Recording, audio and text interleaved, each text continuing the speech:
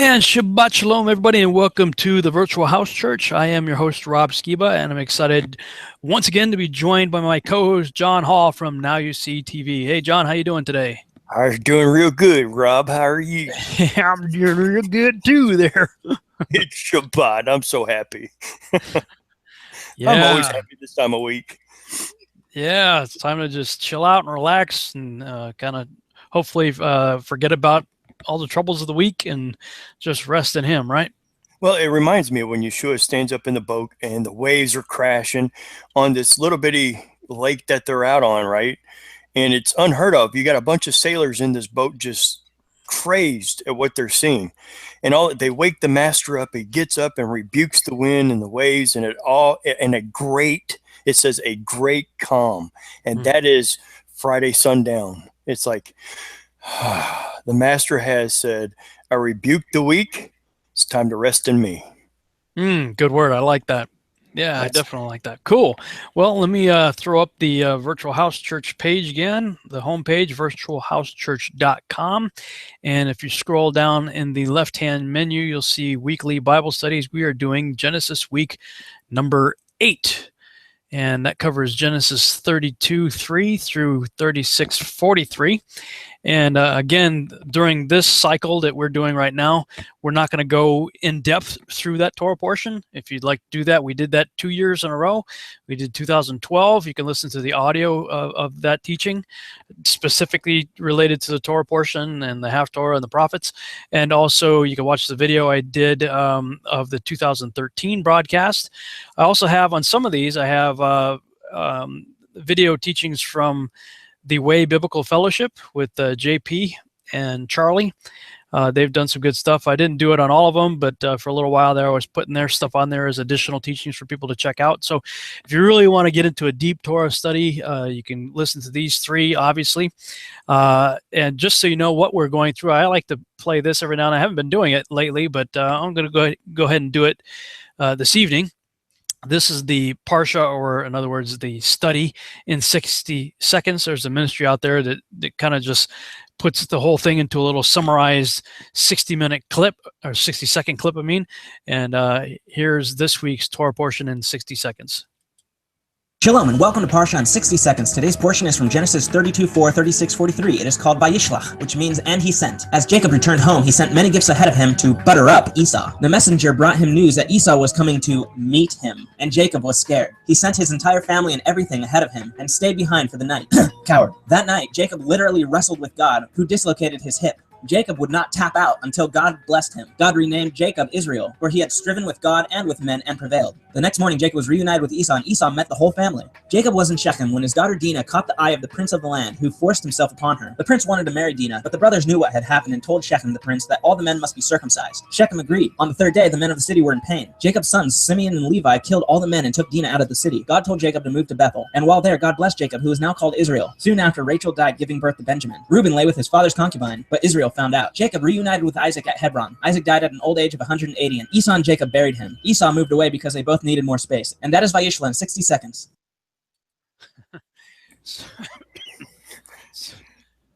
Dude, don't ever give him an espresso. No kidding. I think it's a really fun ministry they got going there. They do some pretty good work with the visuals and stuff, but that summarizes what this week's Torah portion is about. Also, some additional reading for you guys to do is these studies right here from 2008 2009 by a person named Ardell from yourlivingwaters.com. If you just click on one of these, it takes you right to the PDF portion right there. Really, really good stuff. In fact, of all the Torah portions and years I've been doing this and reading through their stuff, I think there was very little that I disagreed on with what that person had to say.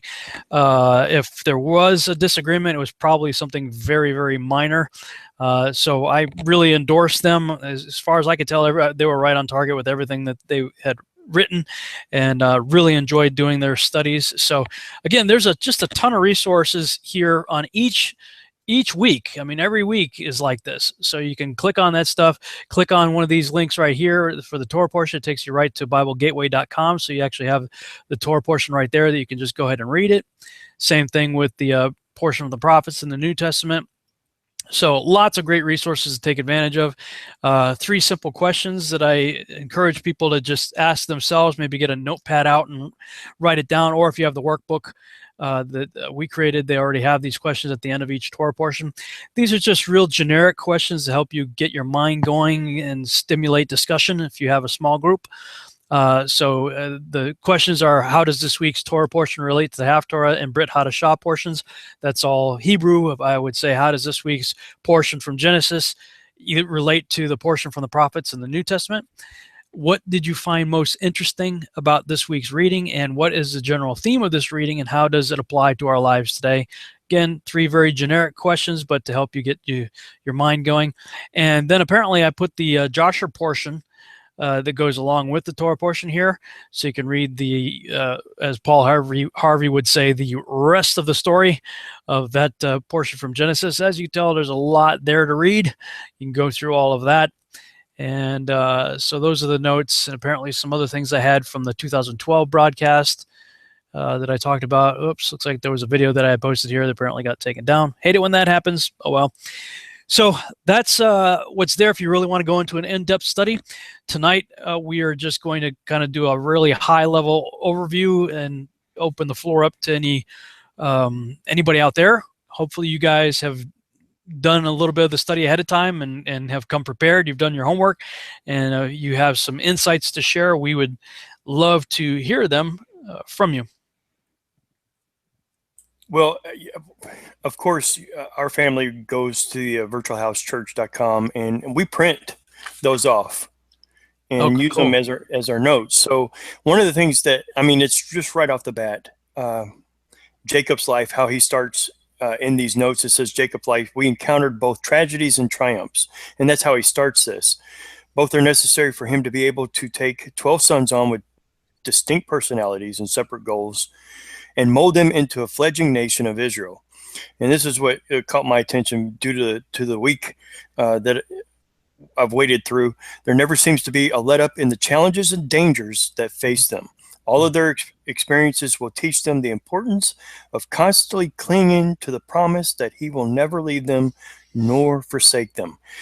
And when you go through an entire work week, no matter who you are or where you're at, and you begin to come into the Sabbath and start observing it for him and because of him, man, it takes on a whole new meaning, because you fought all those fights, you've been through the mud, and then all of a sudden you just get to relax and just shut it all down. That's the notes, the way the notes started out tonight was incredible. Yeah, really good insights there. Awesome. How many people do we have watching us live right now? Can you tell? About 190 and climbing. Oh, 190 and climbing. Awesome. Well, hopefully somebody out there of those 190 might have some valuable commentary to share, or questions, of course. Well, and, if they're watching on YouTube, they can go to nowuctv.org, get into the chat room where I'll be sending the link out. Because if you want to ask Rob any questions, and notice I said Rob, I said, Rob, come on in. I'm going to put the link in the chat room for you guys to come in, and we'll go from there. Let's see here. I saw, not to get off the subject, not to get off the Torah portions, but I saw you went to go see the new Star Wars. That was it good? You know what? I really did enjoy it, actually. Yeah, a lot better than Episode 7, I thought. It is the immediate prequel to Episode 4, A New Hope, the original one we all saw in 1977. If you remember the opening title crawl there, at the beginning, right. Rebel spaceships striking from a hidden base have won their first victory against the evil galactic empire. Not that I have it memorized or anything like that, but it's the story behind the opening title crawl. So, and they did some really cool things, a lot of very interesting, let's say, nods to the original 1977 movie, because it's going to go right from this movie that's out right now to that movie. And what was amazing to me is they brought in some of the actual characters from the 1977 movie as they were at that time, by doing some really creative editing and some CGI work. And I got to say, it's almost freaky what they're able to do right now with CGI to take, Peter Cushing has been dead for quite some time. Governor Tarkin, and he plays a prominent role throughout this movie, but he's completely CGI. And you could tell, one of the things I was thinking about that, and I can kind of toss this into a biblical framework, was where we see in the Bible that the false prophet gives power to the image of the beast, right? That there's this image of the beast that has some kind of ability. And I'm looking at these CGI characters, and the skin tone, the colors, the flesh, the eyes, the reflection, the mouth moving, the tongue, everything about it looks very, very realistic. But you immediately know, just intuitively, that what you're looking at is not real. Not because it doesn't look real, but because, like I tried to explain it to Sheila last night, I said, I think it's because you recognize just intuitively that there's no soul in that being. Because it says that, there's an idiom that the eyes are the window to the soul, right? I can look in your eyes or look in any other human being's eyes or an animal's eyes for that matter, and you see the spark of life in there. But you can, in the CGI created world, where everything aesthetically looks really good. I mean, pretty close to perfect. Maybe just a little off, but I mean, it's really close. But the windows to the soul are empty. You look in there and there's no soul there. And so, from a filmmaking Star Wars fan creative side, I'm thinking, wow, that's so cool. Look what they did. But from a biblical kind of worldview side, I'm going, wow, look at what the false prophet's going to do. So. I was introduced to that CGI imaging in the last, what was it, the Avengers movie where Robert Downey Jr. Yeah, it was made young. Yeah, I thought, wow, that really is really good, but you could tell it was CGI. Yeah. And I thought, what else could they do? Now they got this new program where they can take your voice and make you say anything they want. And I'm going, what else could they do with this? Or what else have they been doing? I mean, if Hollywood's kind of showing this to the world now, people, they say, whatever we have, technology wise or whatever, it's about 20 years behind the real tech that agencies like DARPA and even in the military, what's really available. So I don't know. I mean, if you've seen some of the software you're talking about where people actually have the ability to, in real time, they could take samples of our video right now of you and I talking, and then using this software, they can map out our expressions on our face, all the points on our eyebrows and mouth and whatnot, and put that in the software in like column A, and then column B can be an actor saying whatever he wants to say. And then in column C in the final render, they take all of the input data from column A of your image of you or me, and they translate all the words this guy is saying into that image and make it look like you and I are saying things that we're not saying. And all you need is a good, Rich Little type guy that can do voice characters, and you can make somebody say anything you want them to say that they never said. That's dangerous. That's outright dangerous. Extremely dangerous. I mean, wow. I mean, when you think about it, that's just crazy, the times we're living in right now. Interesting. Well, it looks like Samuel's come back, and I know he's done probably another good study this week. How you doing, Samuel? Welcome back, man. Shabbat shalom, guys. And as always, it is nice to be here with everyone. I actually only have one topic to bring up, and I'm curious as to what you guys think about this.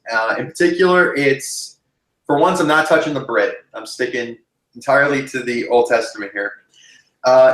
Genesis 33:34, where Esau runs into Jacob's arms and cries over him, or cries with him, I should say. I'm curious as to what you guys think, given the almost stark, in fact, the stark contrast that's given in Obadiah regarding the children of Esau.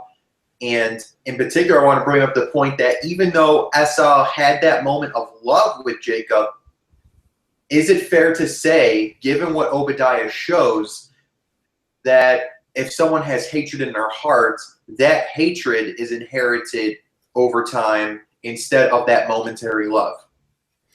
Well, my first thought was that in the Joshua account, the reason why Esau seems so lovey-dovey is because he'd been met by the angel of the Lord a few times and basically said, you touch my boy, you're dead.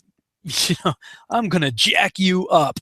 So, was Esau really being all lovey-dovey, or was he just, having the what scared out of him, and he's just playing nice because he doesn't want his, his own butt kicked? That would seem to be the case, if we're to believe the Joshua account, which goes into a lot more detail. In fact, let me punch up the screen share. I was just looking at in verse 28 right here of what chapter is this? Esau, Joshua 32. It says, and the Lord sent 3 angels of the angels of heaven, and they went before Esau and came to him. And these angels appeared unto Esau and his people, and 2,000 men riding upon horses, furnished with all sorts of war instruments. And they appeared in the sight of Esau and all his men to be divided into 4 camps with 4 chiefs of them. And, basically he's like, don't do it. You can keep reading through it, but don't do it, bro. Don't do it. So that would be my initial observation. All right. Well, thank you for that. Also, you reminded me there was one more thing. I am going to go into the Brit. I'm sorry about that. I completely forgot I wanted to touch on this until you mentioned it. Until you started talking, I should say, Rob.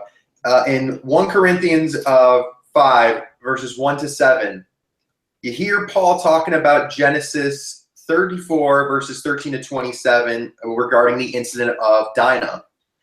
And I'm curious as to just your thoughts about why specifically Simon and Levi are the ones mentioned as going out and killing versus the rest of the brothers. I'm just curious as to if there's any kind of symbolism regarding that, or in particular with Levi, because from him comes the whole line of the priesthood. So I'm just wondering if you saw any kind of line of symbolism with that, given that Levi was the one that went and slaughtered the one who took his sister and then attempted to buy his way into Israel. Yeah, well, I think we're just talking about personality traits, when it comes down to it. Some people are more passive than others, and some are just ready to go to it. But we see later on that those sort of family traits clearly kind of perpetuated. What was that guy's name? Phineas,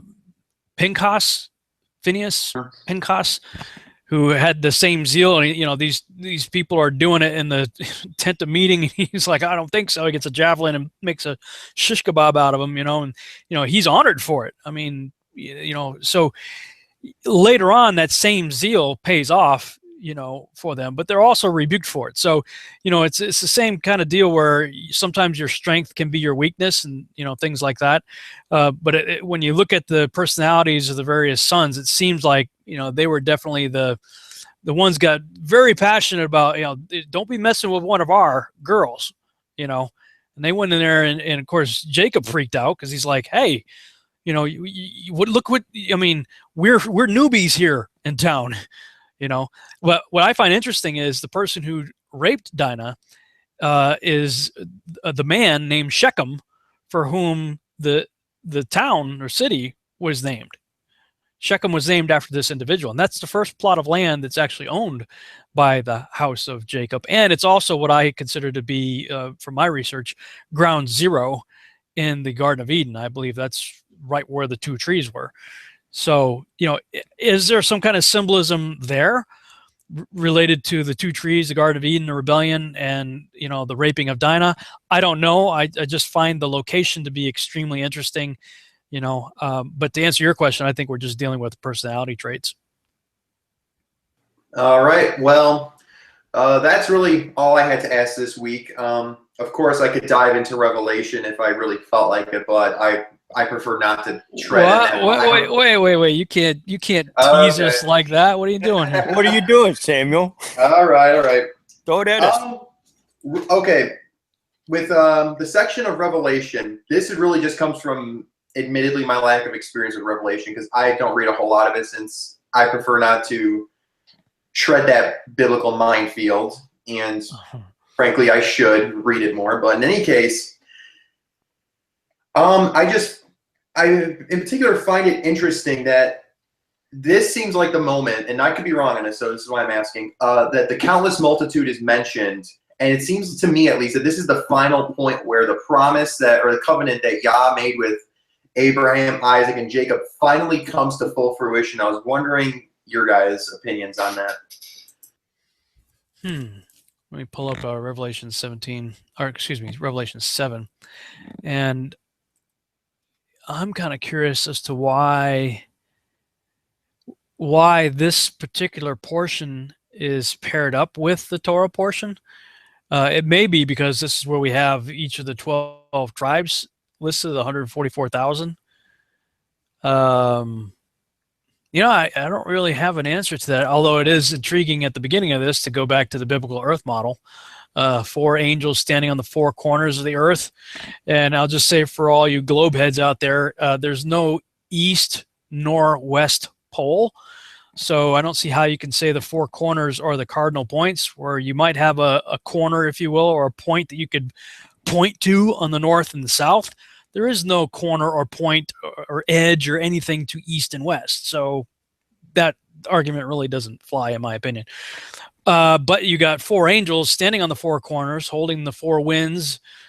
So that's interesting. And then this is where you have the sealing of the 144,000, 12,000 from each tribe.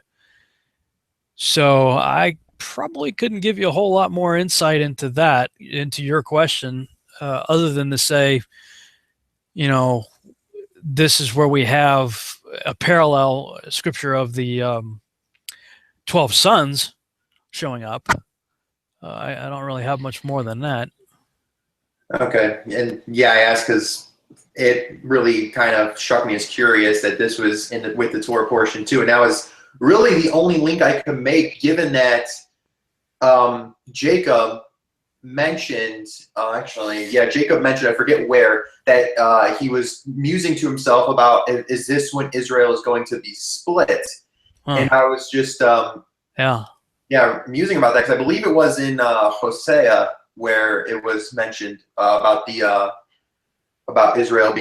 Ephraim being split apart from Judah at that point. So I saw that parallel, and then I see this parallel, almost like everything's being brought back together, as well as the final fulfilling of that covenant. So I was that's the only link I was able to make. Well, yeah, you make a good point, though. Everything being brought together. I mean, I really see that as being sort of the focus of the New Testament. Is, you know, Yeshua is standing there in Judea talking to the Jews, and he says, hey, I've only come for the lost sheep of the house of Israel. And when you understand, there's 2 houses. There's the house of Judah and the house of Israel, the northern kingdom and the southern kingdom that were split. The northern kingdom, of course, being divorced in Jeremiah chapter 3.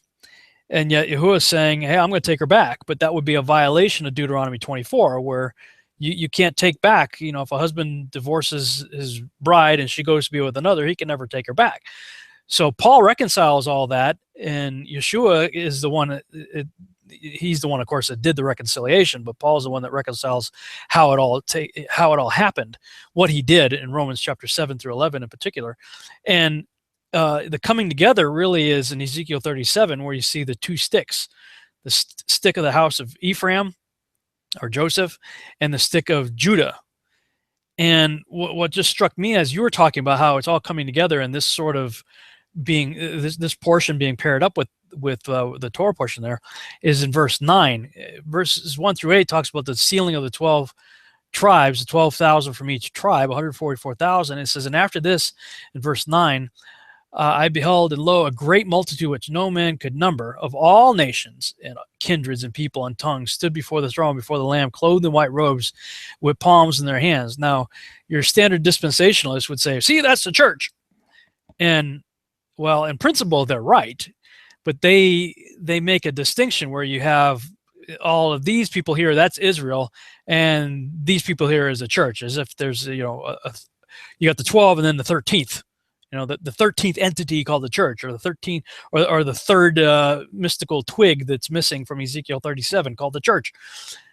I would take this to mean, especially when you look at verse 8, of the tribe of Joseph and of the tribe of Benjamin. So you got the two produced from Rachel right here, and from Joseph you have Ephraim and Manasseh. And Ephraim was prophesied in a portion that's yet to come, Torah portion, that he would become a multitude of nations, which no man could number, the fullness of the Gentiles, as Paul would call it. So I would link this great multitude, a multitude of nations of all kindred peoples and tongues, to Joseph through Ephraim, frankly.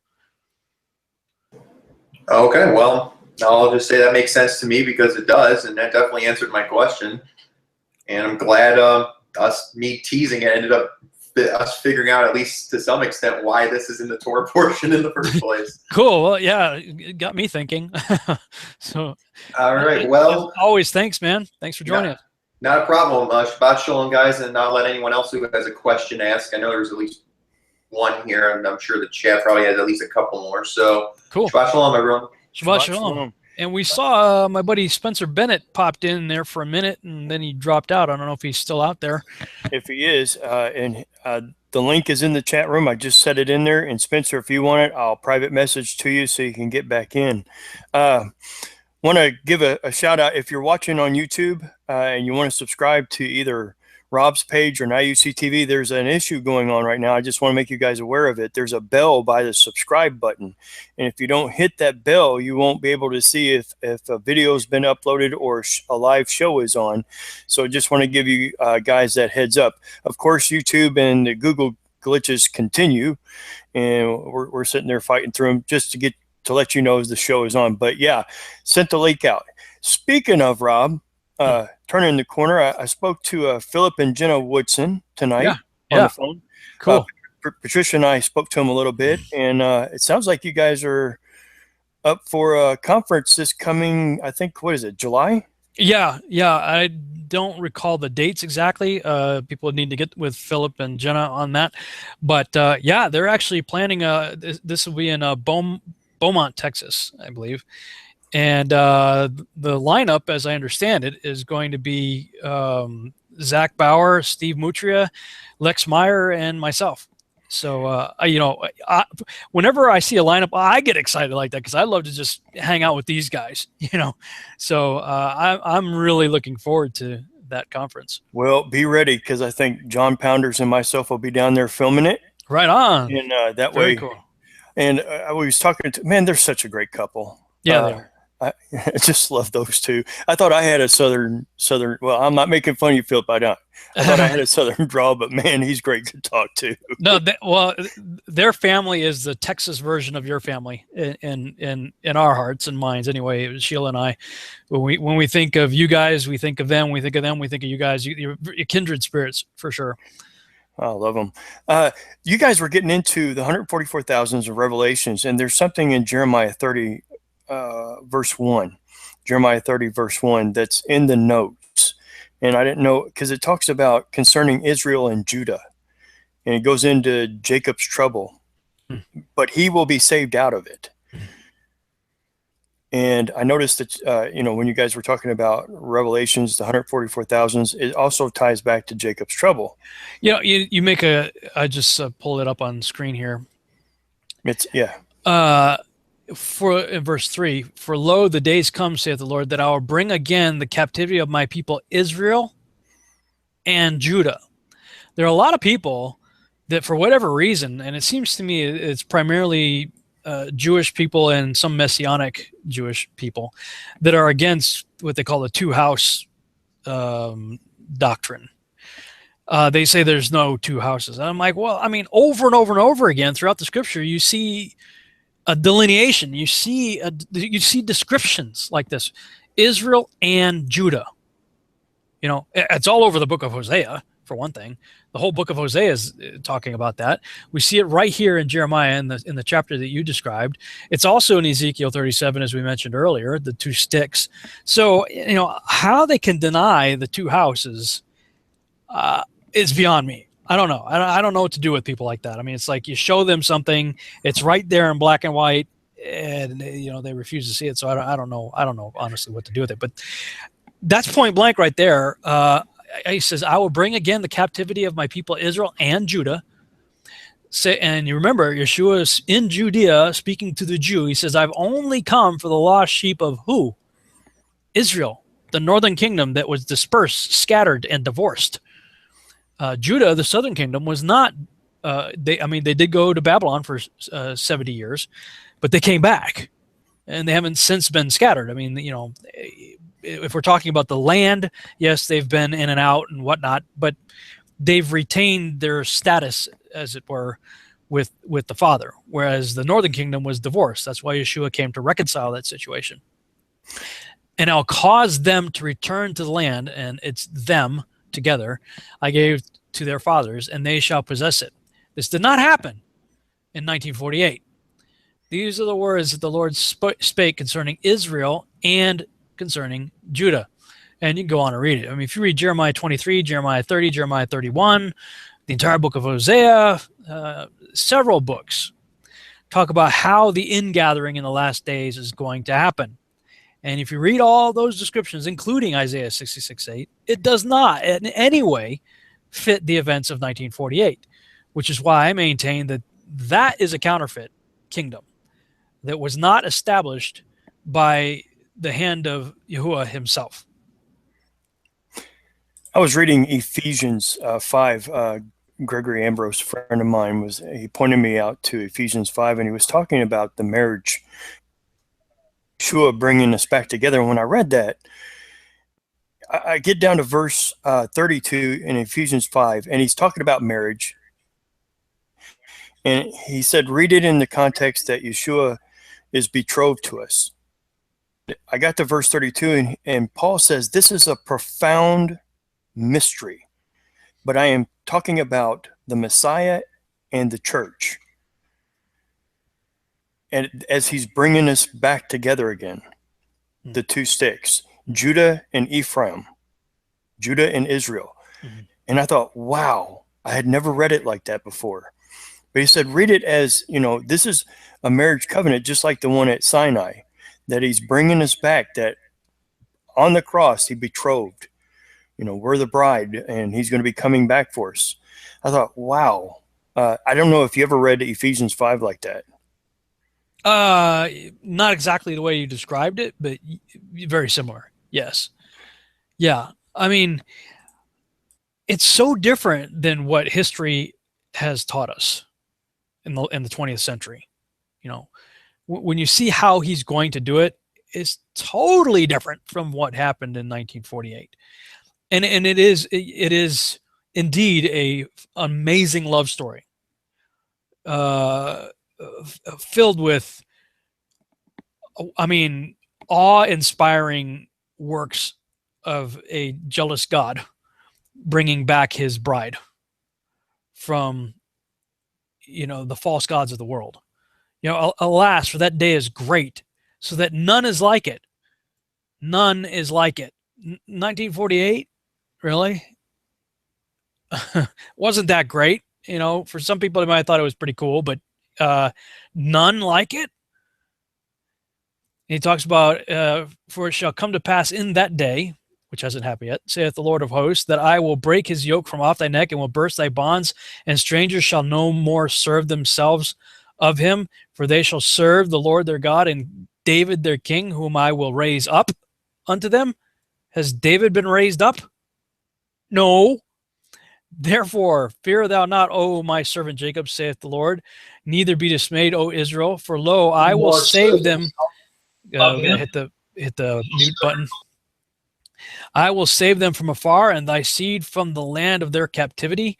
And Jacob shall return, and shall be in rest, and be quiet, and none shall make him afraid. Has that happened since 1948? No. They're always afraid of somebody doing something, and we got to raise money, and we got to send people over there to get their arms and legs blown off, and lose sons and daughters fighting for this counterfeit over there. This is why I get so passionate about it, because they turn it into political stuff where they take all this rhetoric about 1948 and they preach it to us in our pulpits in church using Zionism to get us all to feel, obligated that we have to go support this thing in the Middle East calling itself Israel, when it was not in any way, shape, or form a fulfillment of any of these scriptures that we're reading right here.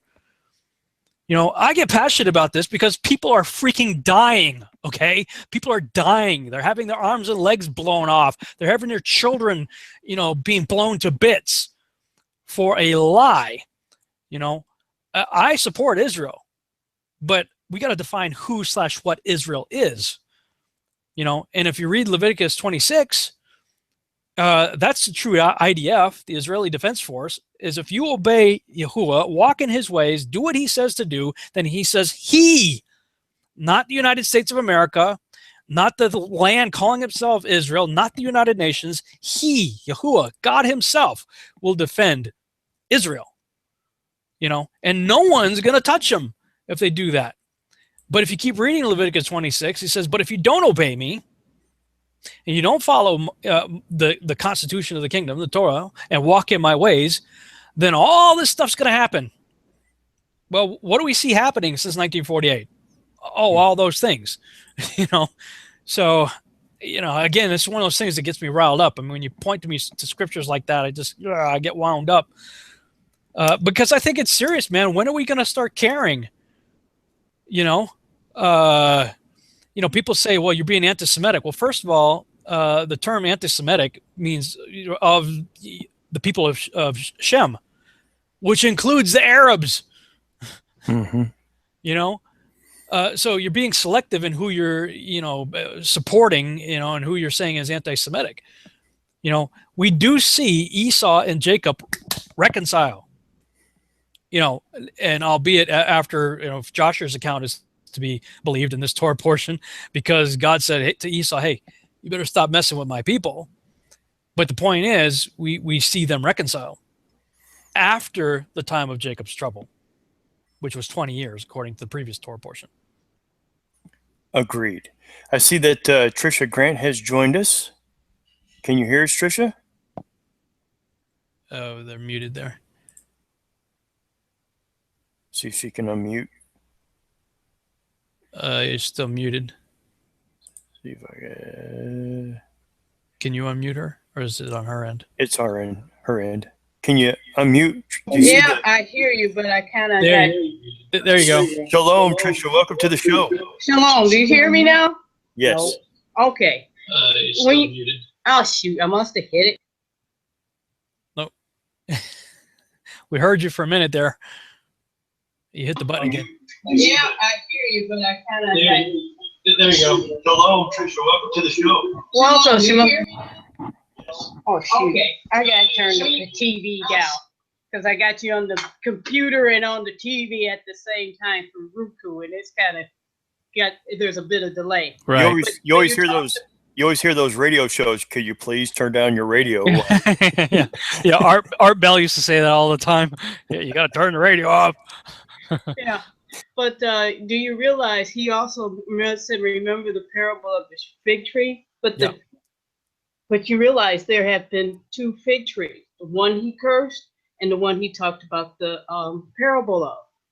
The one he cursed didn't show any fruit. The Israel that we see now does not show any fruit. Which is why it'll be cursed. Right. Yep. That's all I came to talk about. Bye. Oh, yeah. Well, we're in agreement on that. I would also point out that Paul identifies Israel as an olive tree, right? Not a fig tree. So when Yeshua said, consider the parable of the fig tree, we got to remember that when Scripture was written, it didn't have those big numbers we call chapters. It was just one, complete book that was, written. And if you backtrack for a frame of reference for Yeshua saying what he said, then the only indication of a fig tree that we have is just a few chapters earlier. I think it's in chapter 21, if I remember right. It's just a few chapters earlier, but again, remembering there are no chapters when they wrote it. He's coming into Jerusalem, and he sees a tree that is presenting itself as being one thing, i.e., ready to eat from, but the reality of it's different, and he curses it.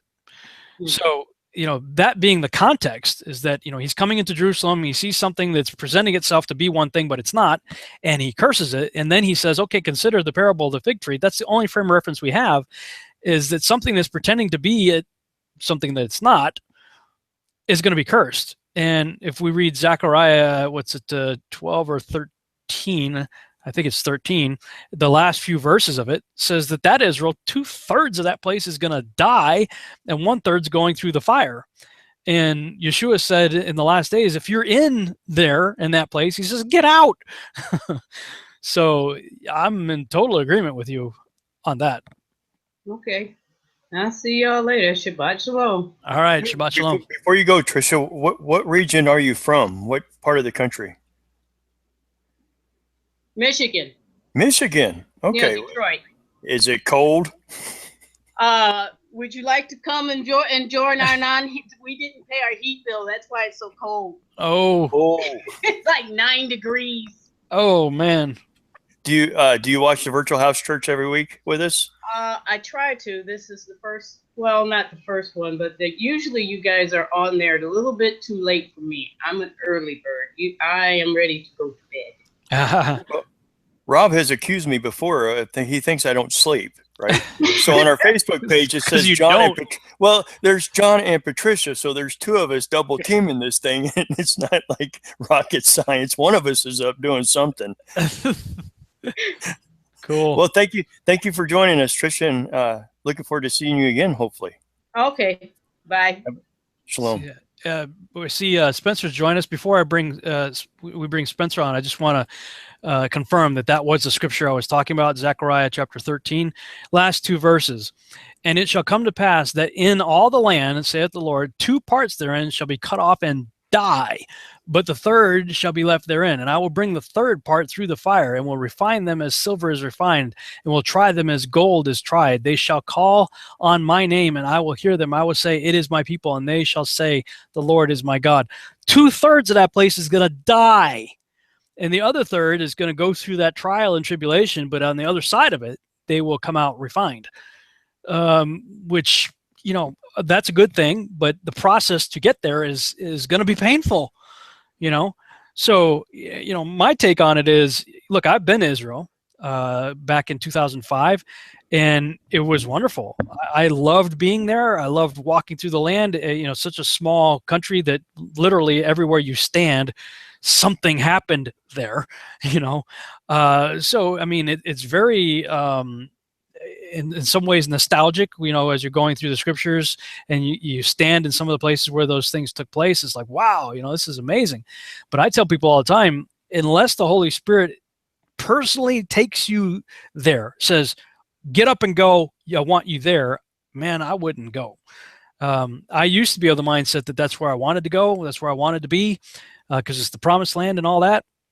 But now I'm of the mindset, you know what? I'm going to wait for the actual fulfillment of the scriptures that everybody likes to quote. And I'm going to wait for my Messiah to take me there as part of the greater Exodus that's going to be so great that it'll make the Exodus of Moses pale in comparison. I'm looking forward to that show and walking behind that pillar of fire, taking me there.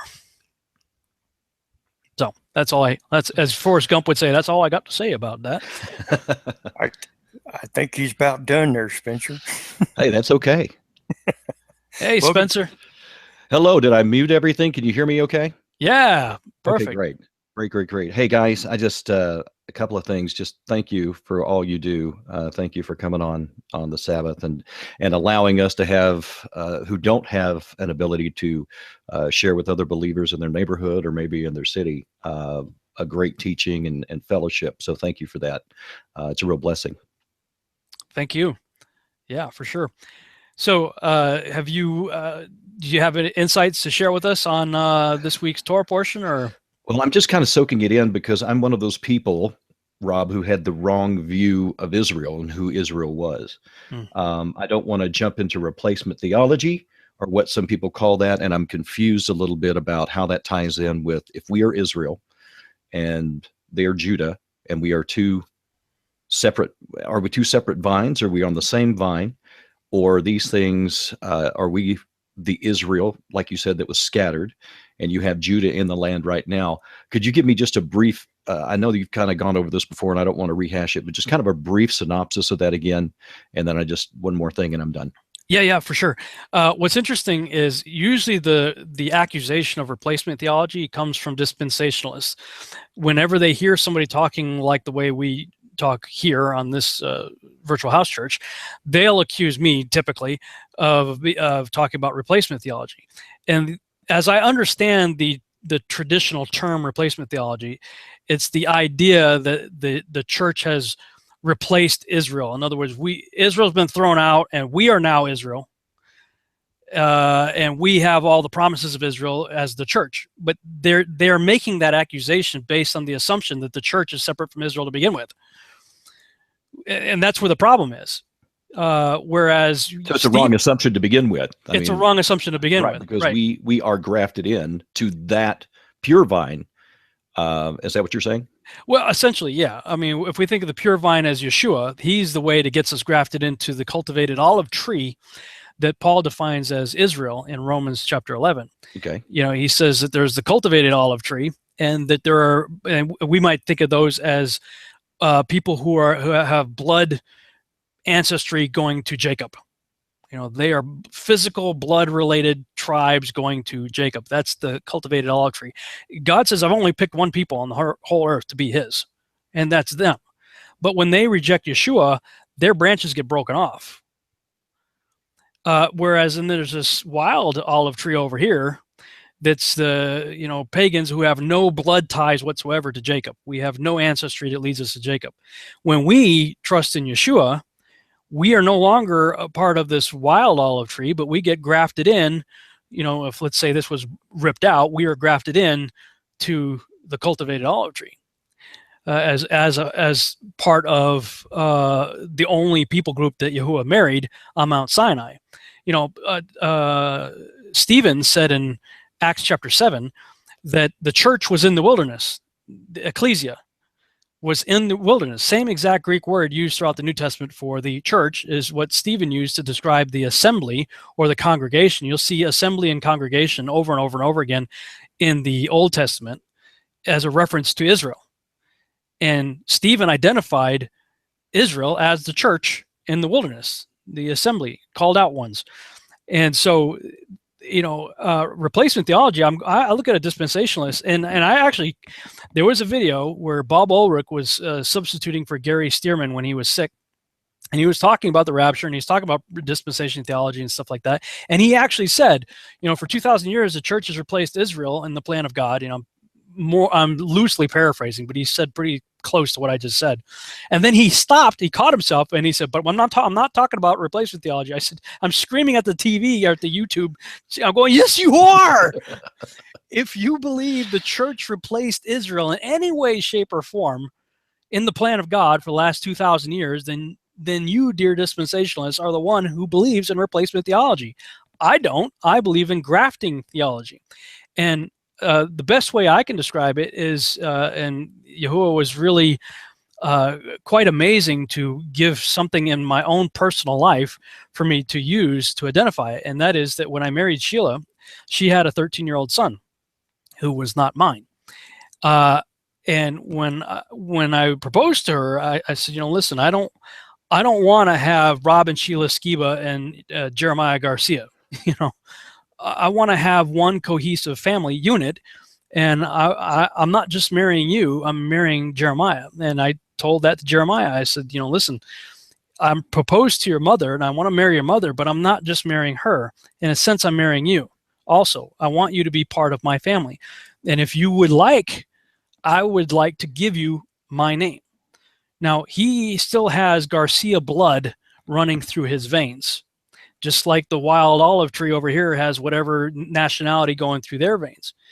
But I grafted him in to the Skiba family tree, and now he is in every way my family. He is my son. He has my name. He has my identity. He wears my name on the back of his baseball jersey when he was playing baseball. And to whatever degree he desires to do so, he can partake in my family's traditions. And when I die, whatever I have to leave is going to him. So he will inherit, he will be the beneficiary of inheritance of my family. And I have one female sister, no brothers.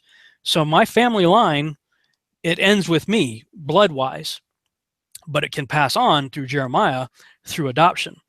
And likewise, so while I'm a wild olive branch jammed in, if you will, grafted into the cultivated olive tree, if unbelieving, unrepentant Israel decides to believe, they get put back in.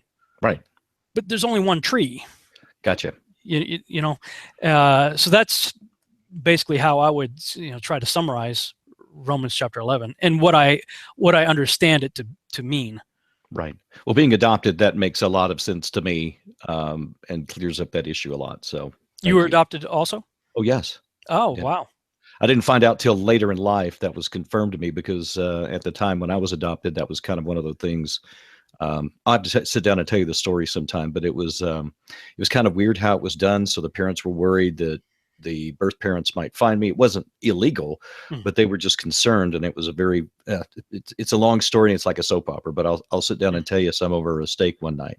So, but for until recently, then you thought you were the blood-born son of the parents that raised you. Right. But I also never felt like I was part of that family. There were things something in inside. me. There was something inside that always went, I just don't feel like I belong. And it wasn't because they did anything wrong, or they, or anything like that. It was more like just nature and nurture. You see what I'm saying? But it was it's a good explanation, and it fits better with my understanding of it. Thank you for that. Cool. And I sent you a link. This is kind of off subject, and can't wait to go see Star Wars. Did you get the link that I sent you on? And maybe you'd like to see it too, John. It's on the new Mummy movie with Tom Cruise. No. The intro of it creeped me out, and because of several things. It reminded me of the story of your time in the military. It also reminded me of when the story of the Giant of Kandahar a little bit, and where the eagles gather. Remember our story? You telling me about that, where the eagles gather? Yeah. And just if you get a chance, pull up that video and see if that doesn't just kind of. I think Hollywood and the entertainment industry is just taking all the covers off, and they're going, "This is what we're pushing. This is what we believe," and it's lining up biblically of what we know about the Antichrist and the end times. But from their perspective, the dark side. Yeah, I'm beginning to wonder if they're not trolling our YouTube channels. Yeah, I think they are. And, because, like the last X-Men movie, X-Men Apocalypse, was, literally pages torn out of Tom Horn's book, Apollyon Rising, my book, Babylon Rising, Peter Goodgame's book, The Giza Discovery, and several others. You can see elements that they were clearly had to have been either reading or watching videos. And they're going, "Ooh, this is some good stuff. Let's turn it into, a parable." And, they tell it through the Avengers or whatever, or X-Men. But, it was unfortunate they didn't do that with Noah. $150 million budget, Academy Award-winning actors, and they blow a story that every culture on the planet knows, right? or on the plane, as and twisted it as the plane. Yes, I like that. Again, I'm going to bail out here, guys, and let somebody else have a chance. But again, I thank you so much. Watch that and give me your thoughts on that later if you get a chance. Okay, and thanks for a great evening. Always welcome, Spencer. Always come on, man. When the link is set out, man, just come on. I appreciate you. Thank you so much. Thanks, brother. So, okay, the Mummy movie, I've seen the trailer to it.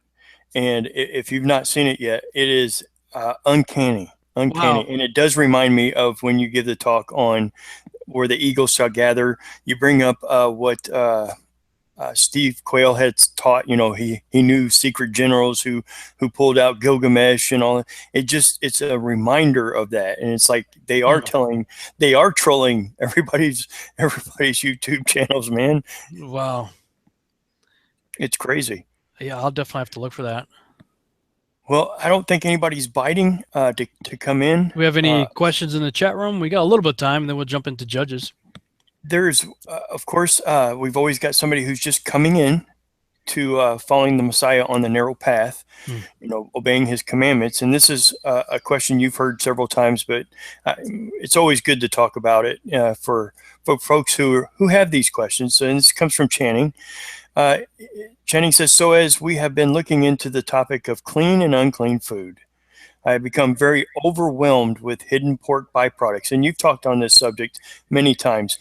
How far and how less should they be looking for these issues when they go out to family and friends or eating at restaurants? How important is it to say, does this have pork in it, or should it be overly concerned or not concerned?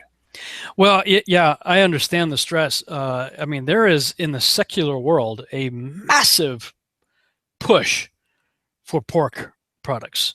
I mean, I think it was at the conference we did with you. We went to Denny's and they had bacon ice cream sundae.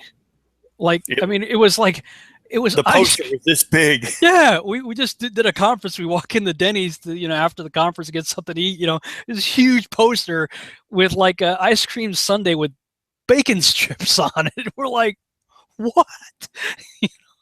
But yeah, man. I mean, there is an agenda.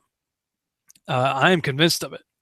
To put pork products and everything, because the devil knows it. The devil is like, Yahuwah's against it. Great. I'm going to make all his people eat it, and I'm going to even have his people defend it as they have, ham dinner on Easter Sunday, and fight all the Torah people out there for saying otherwise.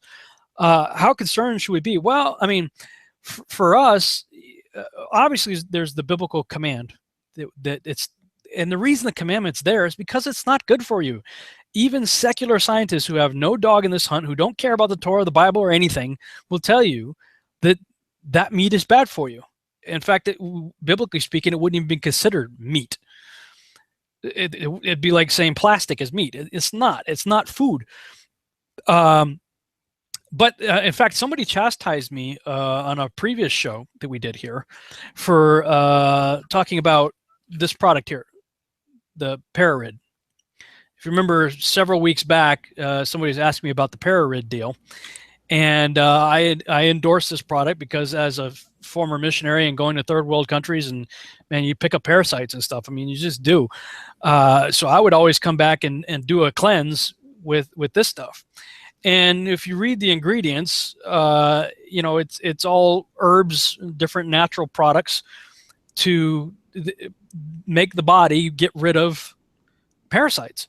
But it comes in these gel caps that apparently, if you look up the ingredients in the gel caps, is of some sort of pork derivative. Now, this is not thus saith the Lord. This is just my personal opinion, and I could be absolutely wrong. This is just my opinion.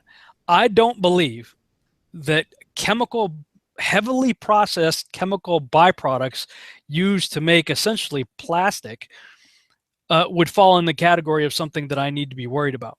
I could be wrong, so don't base your theology, doctrine, or health decisions on what I just said. I'm just telling you what my own personal conviction is. And I was chastised by a Torah person out there, probably well-meaning. I understand it. They're saying, how could you endorse this when it has pig product in it?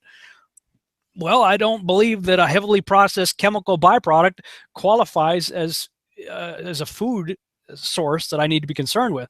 If you understand why the dietary laws were instituted, they weren't making chemical gel caps.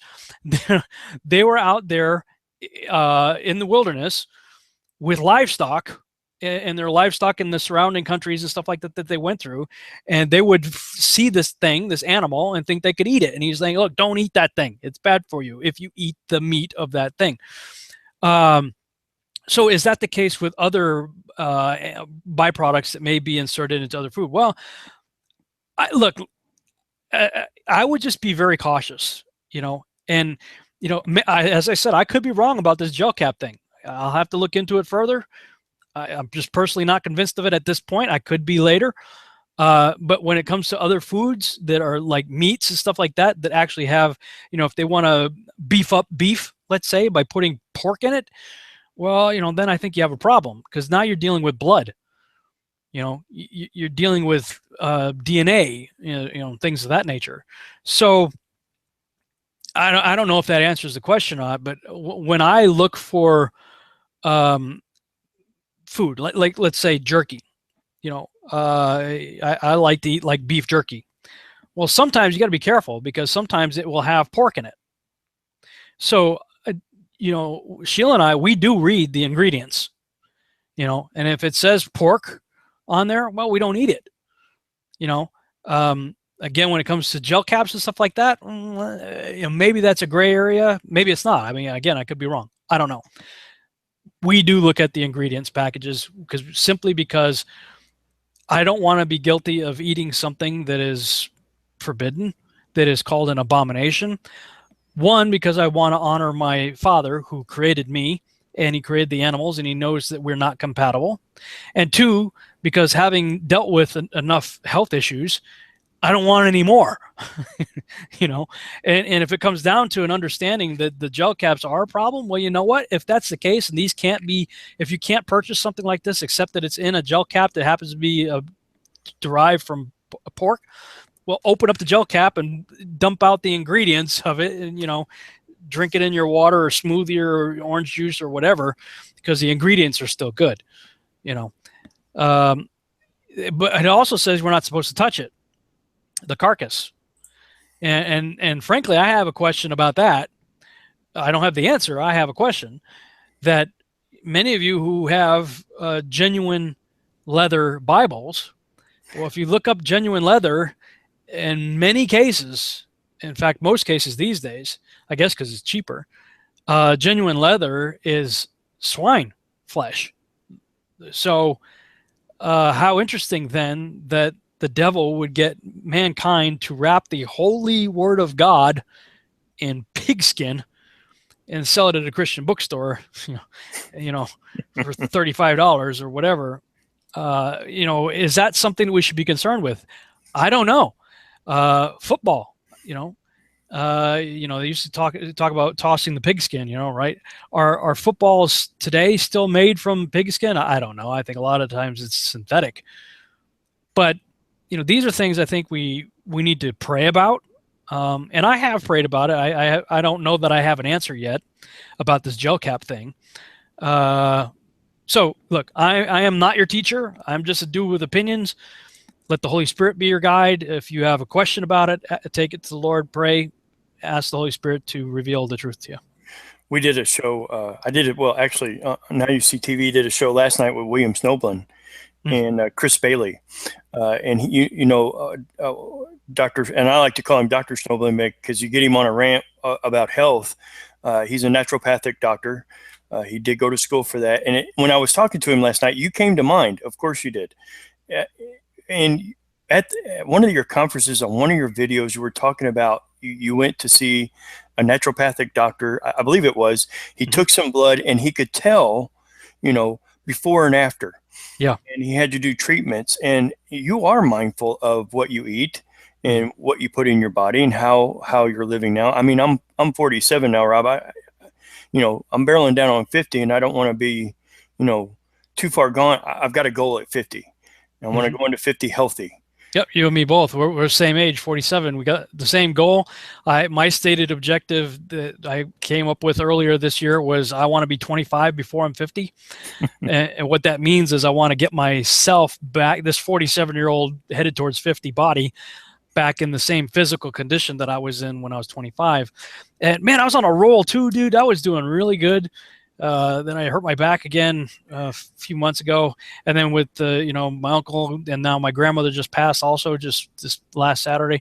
I haven't been to the gym in like 2 or 3 months. I think once, So like I feel like I've lost everything I worked so hard for that first year, but I'm moving forward with that goal. And part of that, you do have to, especially at this age, you have to be very intentional about walking, at least getting out there, getting the blood moving, doing some sort of cardio, I suppose, working out, and of course eating right. Well, a couple of months ago, I blew a gasket, a hernia. It went through a 2-inch size slit, and it was protruding through my belly button. And it took me completely out, right? Wow, man! And I hit the ER. It's one of those times you have to go to you got to go. Of course, I go there, so I'm going to go. I'm doubled over in pain. I look like Tim Conway when he did the old skit, trying to skid into the ER, just shuffling in there double. Patty's coming in because I called her. She thought I was having a heart attack because I called her en route.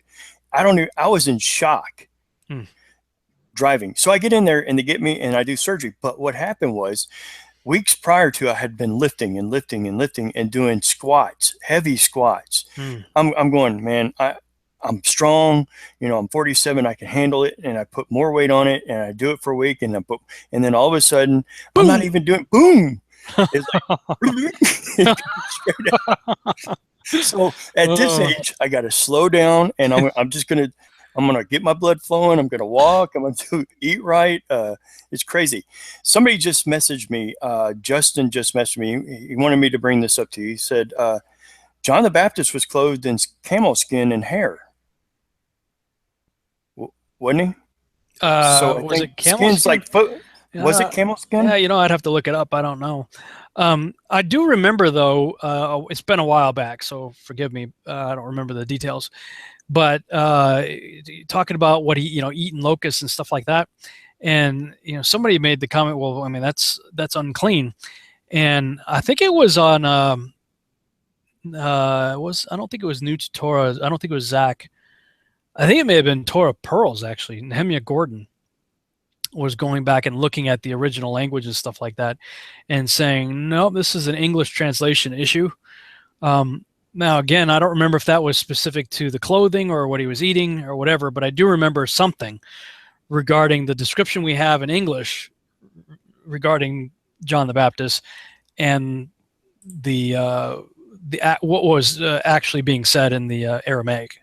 Matthew 3:4. He just messaged me. Matthew 3:4. Is it camel skins? I don't know.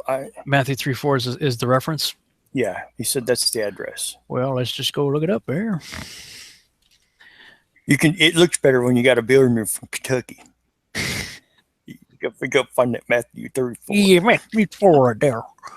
Yep, raiment of camel's hair, and that's what it says, certainly in English. And his meat was locusts and wild honey. So, again, I'd have to go look it up. Look it up in the Greek. And, of course, Matthew, supposedly there's a Hebrew Matthew. So that would be interesting to look up. And there's the Andrew Gabriel Roth. In fact, let me put up the screen share. Andrew Gabriel Roth has, I think I put it on every page. Or did I? Yeah, right here. So on every page, Virtual House Church Study, there's this source right here, the Aramaic English New Testament Bible, the aent.org is the website. And you go through this New Testament, and he really breaks down a lot of things in the New Testament scriptures, and the footnotes are just crazy extensive in the back of this thing. So highly recommend it. He may have covered this. I don't remember, and I don't have this particular volume here in this office to reference, but people can check that out for sure. Okay, let's see here. Yes, Philip, and there's a question in there about the conference coming up, and Philip and Jenna messaged me earlier. It's going to be July 21st to the 23rd. Again, it's going to be Rob, Zach Bauer, Lex B. Meyer. That's going to be interesting, and Steve Matria in the same room. That's a great lineup because while we certainly all agree on Torah and the role of Torah in the believer's life, in the New Testament believer's life. Basically what 1 John chapter 2-5 is talking about. We definitely agree on that. We have some very different views on a number of other topics. Certainly last day stuff, certainly the biblical earth model, what happens when you die. So yeah, there's some a pretty diverse group right there in terms of differing opinions on non-essential issues. I wanted to bring it up, something that you'd posted earlier about Hebrews. It hasn't done it.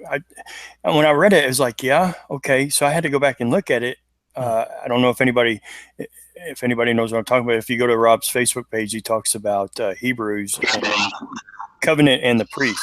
So, we got Ken jumping on. How you doing, Ken? Good. Can you hear me? Yeah. Yeah. Sweet.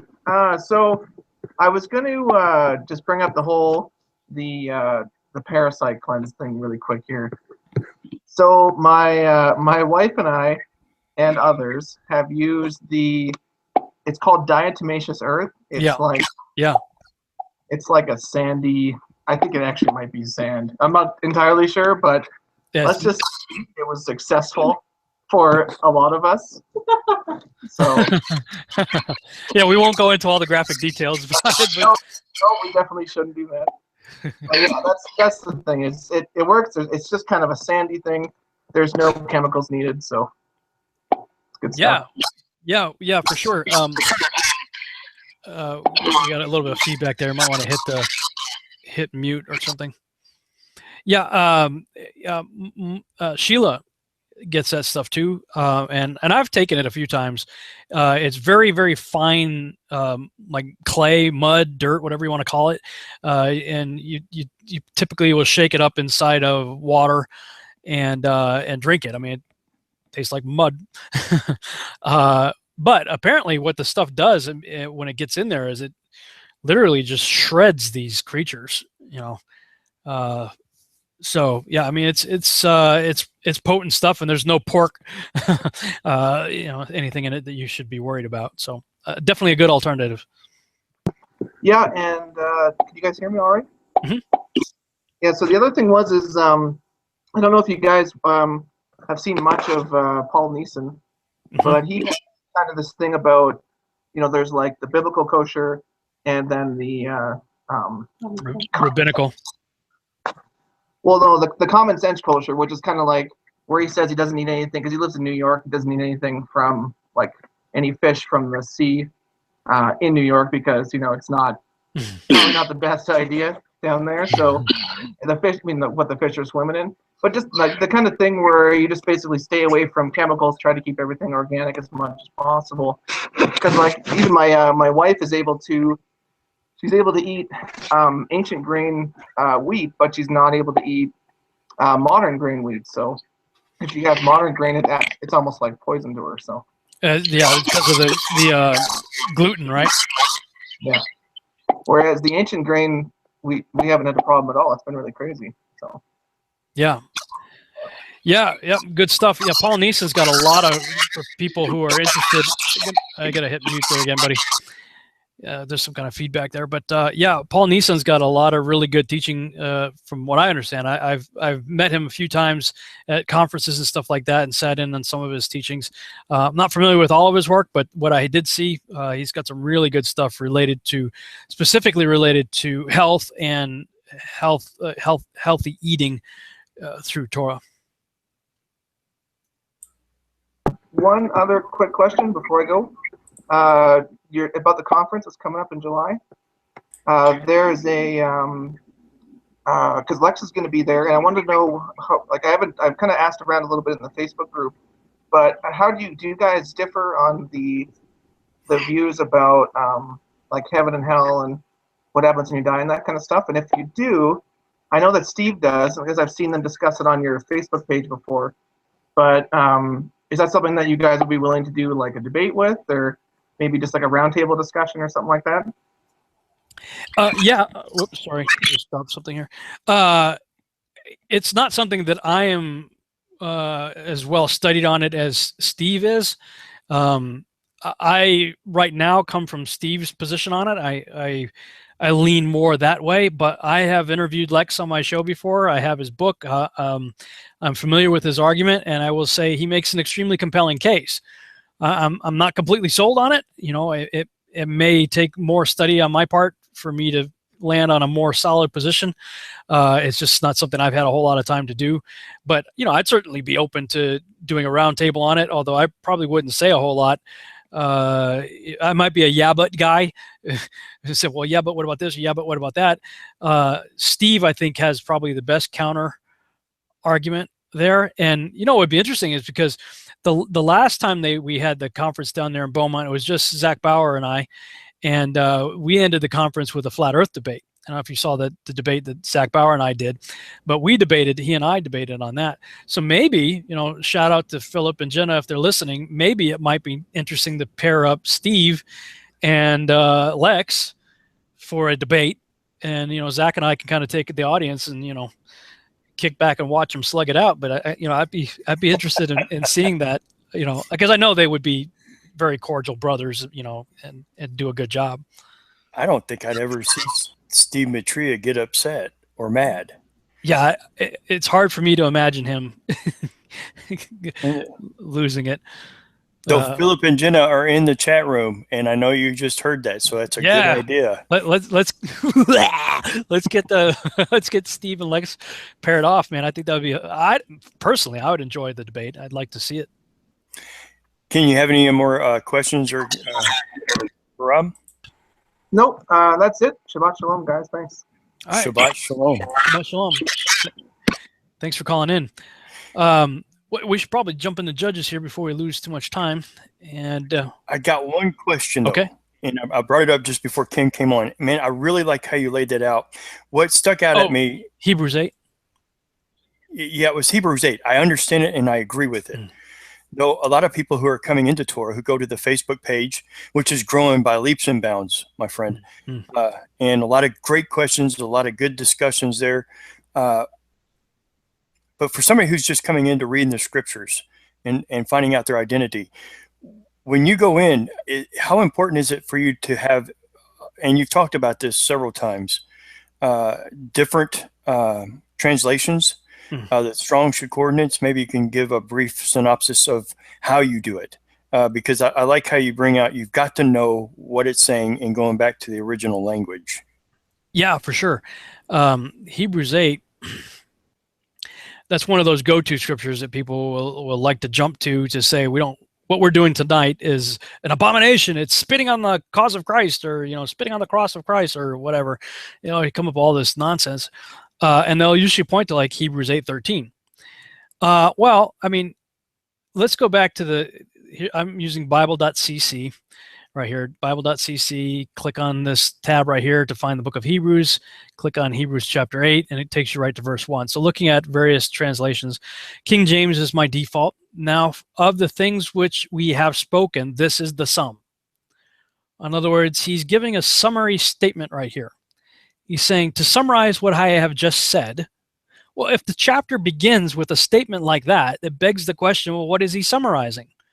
If you read the previous 4 chapters, you know, go from Hebrews chapter 4 through up to chapter 8, it's all about the flawed Levitical priesthood and how they screwed up and how there were problems and how they're mortal men and they had to be constantly replaced, et cetera, et cetera, et cetera.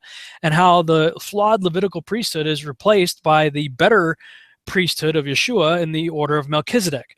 I mean, he's summarizing the previous 4 chapters, which is all about the priesthood. So, and I noticed that just because I'm a big advocate for parallel Bibles, and I had an English Bible, parallel Bible opened at the time, and I was looking at the King James, and I was looking, I forget what translations I had on the left side there, but whatever it was, you know, it was saying, you know, I'm summarizing, or actually it might have been,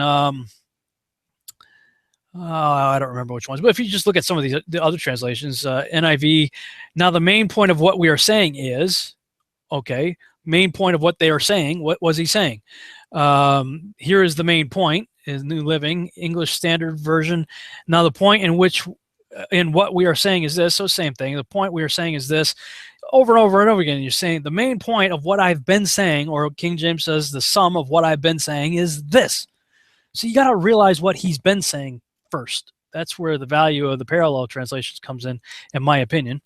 But in King James is kind enough to put words in italics that were not in the text to begin with. And some of these should really jump out at you. Yes, there are other times in Hebrews chapter 8 where the word covenant, like in verse 9, not according to the covenant that I made with their fathers. So the word covenant is actually there in verse 9. Also, again, right here in covenant, it's there. It's actually in the physical text itself. However, in verse 7, it's not.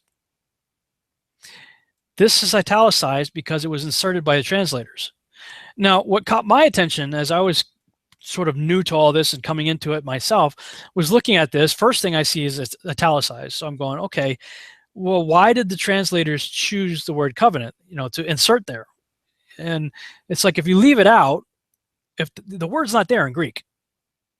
So if you just take it out and let the sentence read without it, for if that first had been faultless, then should no place have been sought for the second. That first what? I mean, if he's summarizing what he was saying, right, in the previous 4 chapters, what was full of fault? The Levitical priesthood. Now, if you use the word covenant there, if you translate covenant to mean law, as many people do, they'll say they're talking about the Old Testament, the Old Covenant, the law of Yahuwah has been abolished for the new covenant in Christ's blood. Well, you got a problem there because David and other people throughout the Old Testament referred to the Torah, the law of God, as perfect. So how can something that is perfect have fault? It can't. There can be no fault in perfection.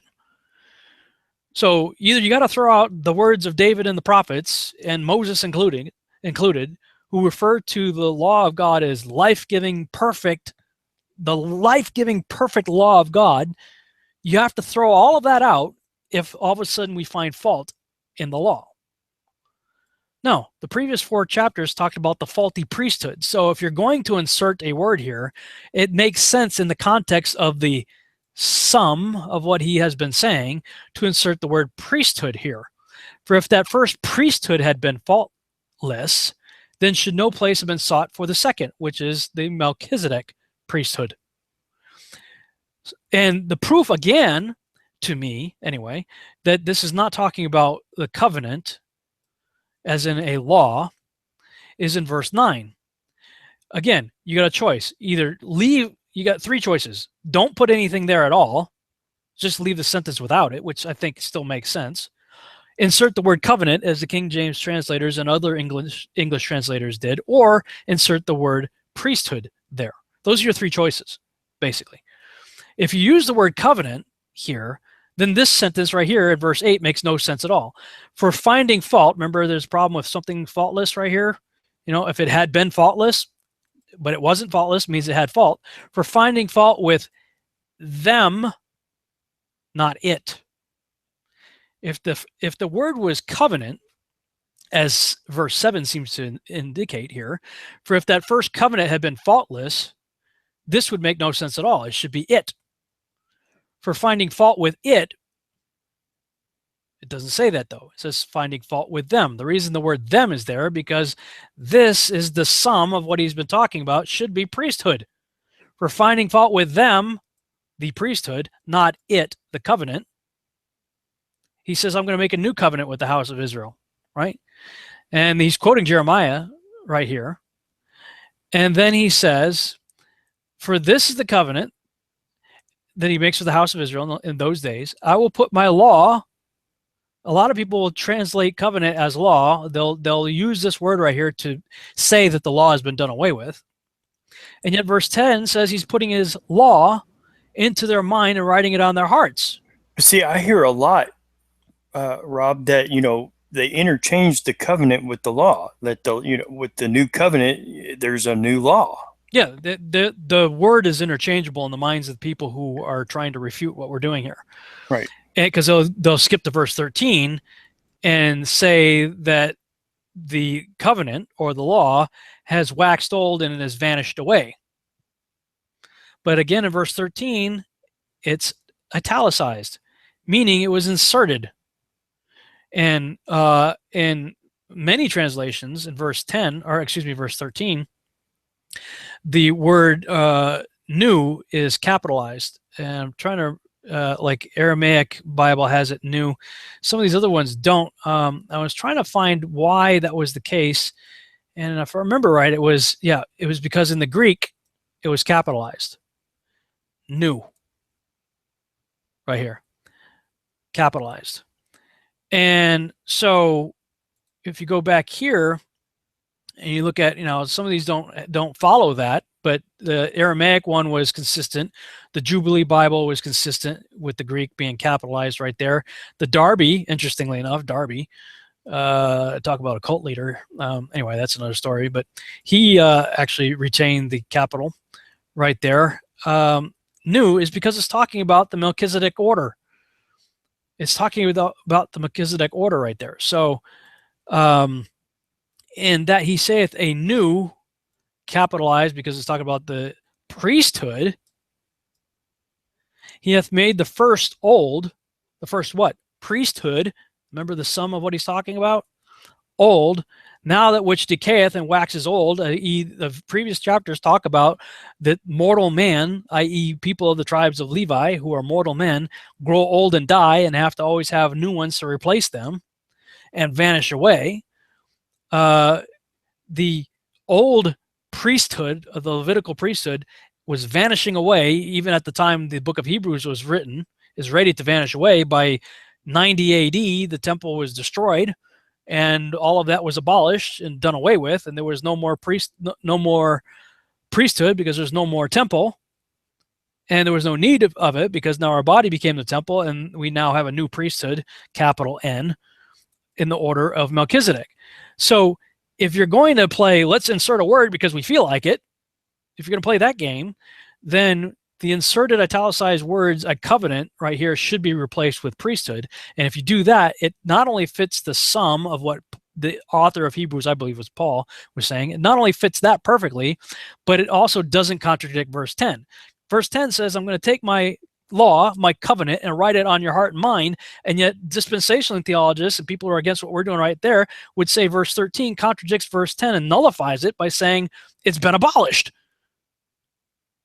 So, I mean, I call it the Hebrews 8 conspiracy.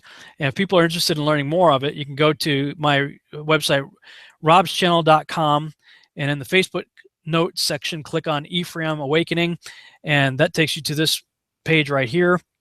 You'll land on this page, scroll down to where it says Understanding the Apostle Paul, and I got Paul and the Hebrews 8 conspiracy.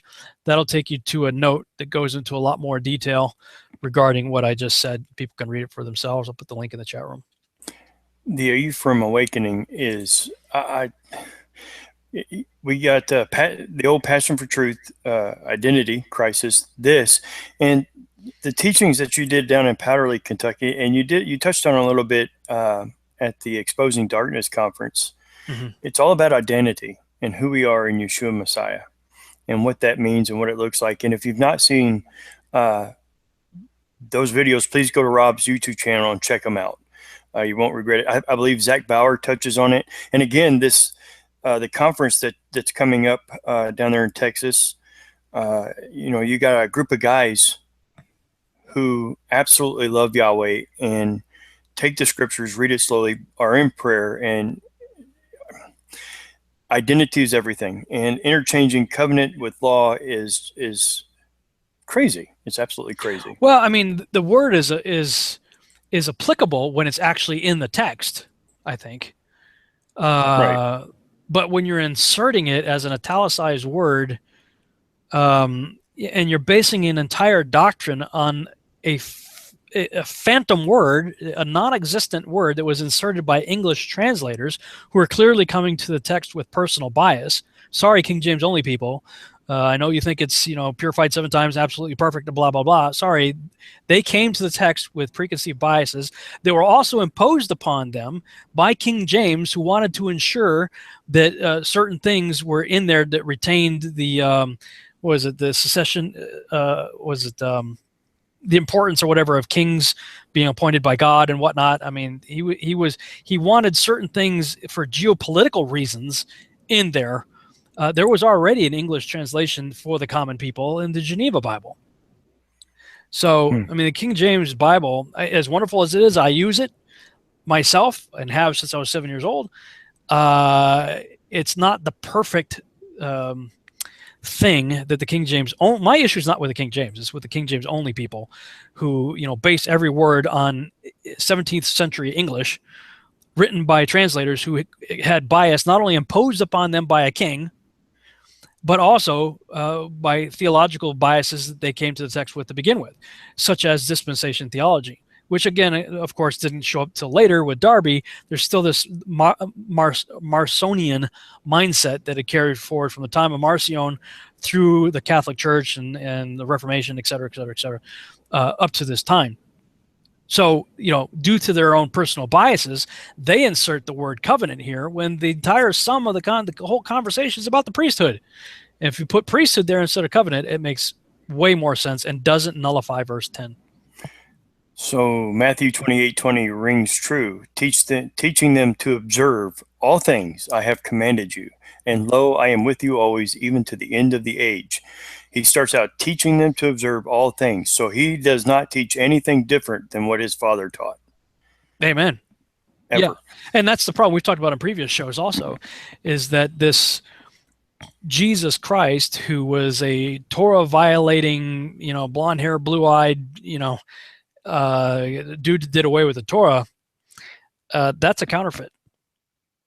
That's not the Hebrew Messiah who was 100% Torah observant, kept the Sabbath, and obeyed his Father 100%. And he said, do as I do. Pick up your cross and follow me. Follow me. He says he only says what he hears the Father saying, and only does what he sees the Father doing. And he says, in the Great Commission, as you read there, teach your disciples. He's telling his disciples to teach their disciples to do everything that he taught them to do, which was to walk in the Father's ways. And 1 John 2, again, that's what it's like the perfect go-to place for anybody who has any question on this issue, because it's summarized beautifully in 1 John chapter 2 through 5. And in 1 John 2, he says, if any man says he is in him but doesn't obey the commandments, he's a liar and the truth is not in him. It says that we should walk even as he walked. Well, how did he walk? Did Yeshua ever walk in disobedience to his Father? Simple answer to that is no, he didn't. John says we're supposed to walk even as he walked, which by implication means walking in obedience to his Father. I mean, it's not rocket science. I mean, it's not. And I tell people all the time, don't believe me, don't believe anything I say, and stop believing what you hear from the pulpit. Read the text for yourself. Just read it. It's I don't know how much clearer it can be if you just read the text. And 1 John 2 says you have no need of a teacher. Let the Holy Spirit be your teacher. The Holy Spirit's going to lead you to all truth. Not me, not your pastor, not anybody else. The Holy Spirit's going to lead you to all truth. Just read it. When I finally stopped basing my beliefs on what I was taught, and I believe I sat under some good godly people. I really do. I don't mean to knock them, but to be fair, I think a lot of these good godly men were parroting what they were taught, having sat under other good godly people who sat under. We have listened to the teachings of other people and have since derived our own doctrine from the teachings we heard from other people. And along the way, like the whisper down the line, Yahuwah says one thing, and 2,000 years, 4,000 years later, 6,000, whatever, what ends up over here is a lot different than what originated over here. So let's get back to the source material. Let's get back to the original Holy Spirit inspired authors, read what they said, and ask the Holy Spirit, okay, what does that mean? Not what the whisper down the line meaning is. Abraham, was accounted to him righteousness for faith because he believed him. He just believed him. He just believed him, but yet he did what he walked out. He didn't know where he was going when he was told to get out of his father's house. He did what he was asked to do, but he believed Yahweh, and that action, that faith in action, he accounted it righteousness to him. as Yeshua did to the woman who touched his tassels. Mm-hmm. Your faith has healed you. She actually went seeking healing from the master, and she got it because of her faith. And she knew the scriptures. Was it Isaiah? I forget which prophet it was. I think it's Isaiah. Talked about that there would be healing in his wings. Okay, well, wings. Was he a bird? Or was that an idiom? Well, looking at the text, it appears to have been an idiom for the talit, which was the cloth from which seats hang. And, being a Torah observant person of the tribe of Judah, he would have had seats hanging from his wings. And the prophet said that he had healing in his wings. She believed that he's a prophet. She believed that he was the Messiah. She saw the tassels hanging from his wings. She just took the scriptures for what it said. Well, there's healing in the wings. I'm not going to ask him. I'm not going to bother him. I'm just going to reach over there and do my best to if I just touch it, I'm going to get healed. And Yeshua said he felt the power go through him to her. And he's like, who touched me? And the disciples like, dude, you're like people all around you. Everybody, what are you talking about? You have people, how can you say who touched you? People are bumping into you like crazy. What are you talking about? And, the crowd clears. You see the woman right there. She had to have been terrified, because she was unclean, touching a rabbi. She had to have been like, uh-oh, this is it. I'm in deep trouble right now. I mean, she had to have been just terrified. And what did Yeshua? He just said, man, I haven't seen faith like this. Look at this. Because your faith. He knew what she knew. That actually pleased him. Oh, yeah, it did. Because he knew, he's the Messiah. He knew who he was. He's in obedience. He's wearing the tzitzit. And this daughter of Israel, standing on the word of God, said, he's the Messiah. I believe it. And he's got tzitzit. I'm going to touch him. Because I believe that I'm going to be healed. Yeshua is great. You know the story where he goes into, I think it was one of the Pharisees' house, and a woman comes in and starts washing his feet with her hair and her tears. And he asked his host, he says, have you done this for me? Have you done this for me? Have you done this for me? She has washed my feet and kept kissing me while I'm here and kissing my feet. He said, this is it. It just absolutely, I could just see him being so pleased with her faith and her faith in action. Good word, faith in action. Faith in action. Well, sorry, I don't want to press, but I know we got to jump into Judges here. So, okay, let me pull that up and do the screen share. We will pick up in Judges chapter 6 and go through Judges 10. Judges 6. The people of Israel did what was evil in the sight of the Lord, and the Lord gave them into the hand of Midian 7 years. And the hand of Midian overpowered Israel. And because of Midian, the people of Israel made for themselves the dens that are in the mountains, and the caves, and the strongholds. For whenever the Israelites planted crops, the Midianites and the Amalekites and the people of the east would come up against them. They would encamp against them and devour the produce of the land as far as Gaza, and leave no sustenance in Israel, and no sheep or ox or donkey. For they would come up with their livestock and their tents. They would come like locusts in number. Both they and their camels could not be counted, so that they laid waste the land as they came in. And Israel was brought very low because of Midian, and the people of Israel cried out for help to the Lord. When the people of Israel cried out to the Lord on account of the Midianites, the Lord sent a prophet to the people of Israel. And he said to them, Thus says the Lord, the God of Israel, I led you up from Egypt, and brought you out of the house of bondage. And I delivered you from the hand of the Egyptians, and from the hand of all who oppressed you, and drove them out before you, and gave you their land. And I said to you, I am the Lord your God. You shall not fear the gods of the Amorites, in whose land you dwell. But you have not obeyed my voice. Now the angel of the Lord came and sat under the terebinth at Ophrah, which belonged to Joash the Abiezrite, while his son Gideon was beating out wheat in the winepress to hide it from the Midianites. And the angel of the Lord appeared to him and said to him, The Lord is with you, O mighty man of valor. And Gideon said to him, Please, sir, if the Lord is with us, why then has all this happened to us? And where are all his wonderful deeds that our fathers recounted to us, saying, Did not the Lord bring us up from Egypt? But now the Lord has forsaken us and given us into the hand of Midian. And the Lord turned to him and said, Go in this might of yours and save Israel from the hand of Midian. Do not I send you? And he said to him, Please, Lord, how can I save Israel? Behold, my clan is the weakest in Manasseh, and I am the least in my father's house. And the Lord said to him, But I will be with you, and you shall strike the Midianites as one man. And he said to him, If now I have found favor in your eyes, then show me a sign that it is you who speak with me. Please, do not depart from here until I come to you and bring out my present and set it before you. And he said, I will stay till you return. So Gideon went into his house and prepared a young goat and unleavened cakes from an ephah of flour.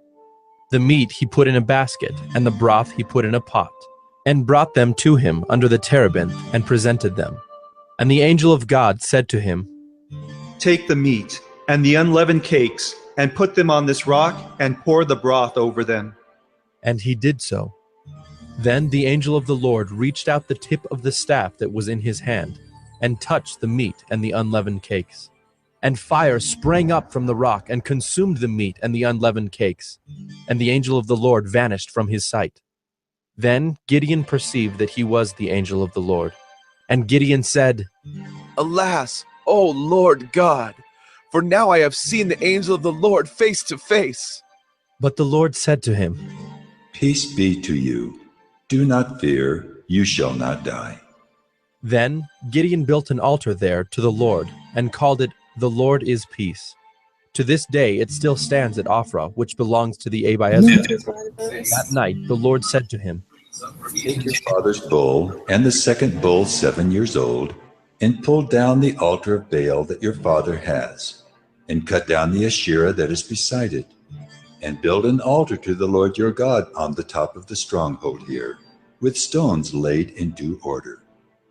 Then take the second bull and offer it as a burnt offering with the wood of the Asherah that you shall cut down. So Gideon took 10 men of his servants and did as the Lord had told him. But because he was too afraid of his family and the men of the town to do it by day, he did it by night. When the men of the town rose early in the morning, behold, the altar of Baal was broken down, and the Asherah beside it was cut down, and the second bull was offered on the altar that had been built. And they said to one another, Who has done this thing? And after they had searched and inquired, they said, Gideon, the son of Joash, has done this thing. Then the men of the town said to Joash, Bring out your son, that he may die, for he has broken down the altar of Baal and cut down the Asherah beside it. But Joash said to all who stood against him, Will you contend for Baal? Or will you save him? Whoever contends for him shall be put to death by morning. If he is a god, let him contend for himself, because his altar has been broken down. Therefore, on that day, Gideon was called Jerubbaal, that is to say, Let Baal contend against him. Because he broke down his altar. Now all the Midianites and the Amalekites and the people of the east came together, and they crossed the Jordan and encamped in the valley of Jezreel. But the Spirit of the Lord clothed Gideon, and he sounded the trumpet, and the Abiezrites were called out to follow him. And he sent messengers throughout all Manasseh, and they too were called out to follow him. And he sent messengers to Asher, Zebulun, and Naphtali, and they went up to meet them. Then Gideon said to God, If you will save Israel by my hand, as you have said, behold, I am laying a fleece of wool on the threshing floor. If there is dew on the fleece alone, and it is dry on all the ground, then I shall know that you will save Israel by my hand, as you have said. And it was so. When he rose early next morning and squeezed the fleece, he wrung enough dew from the fleece to fill a bowl with water. Then Gideon said to God, Let not your anger burn against me. Let me speak just once more. Please, let me test just once more with the fleece. Please, let it be dry on the fleece only, and on all the ground let there be dew. And God did so that night, and it was dry on the fleece only, and on all the ground there was dew. Judges 7. Then Jerubbaal, that is Gideon, and all the people who were with him rose early and encamped beside the spring of Harod. And the camp of Midian was north of them, by the hill of Moreh in the valley. The Lord said to Gideon, The people with you are too many for me to give the Midianites into their hand, lest Israel boast over me, saying, My own hand has saved me. Now therefore proclaim in the ears of the people, saying, Whoever is fearful and trembling, let him return home, and hurry away from Mount Gilead. Then 22,000 of the people returned, and 10,000 remained. And the Lord said to Gideon, The people are still too many. Take them down to the water, and I will test them for you there. And anyone of whom I say to you, This one shall go with you, shall go with you. And anyone of whom I say to you, This one shall not go with you, shall not go. So he brought the people down to the water. And the Lord said to Gideon, Everyone who laps the water with his tongue as a dog laps, you shall set by himself. Likewise, everyone who kneels down to drink. And the number of those who lapped, putting their hands to their mouths, was 300 men. But all the rest of the people knelt down to drink water. And the Lord said to Gideon, With the 300 men who lapped, I will save you, and give the Midianites into your hand, and let all the others go, every man to his home. So the people took provisions in their hands and their trumpets. And he sent all the rest of Israel, every man to his tent, but retained the 300 men. And the camp of Midian was below him in the valley. That same night the Lord said to him, Arise, go down against the camp, for I have given it into your hand.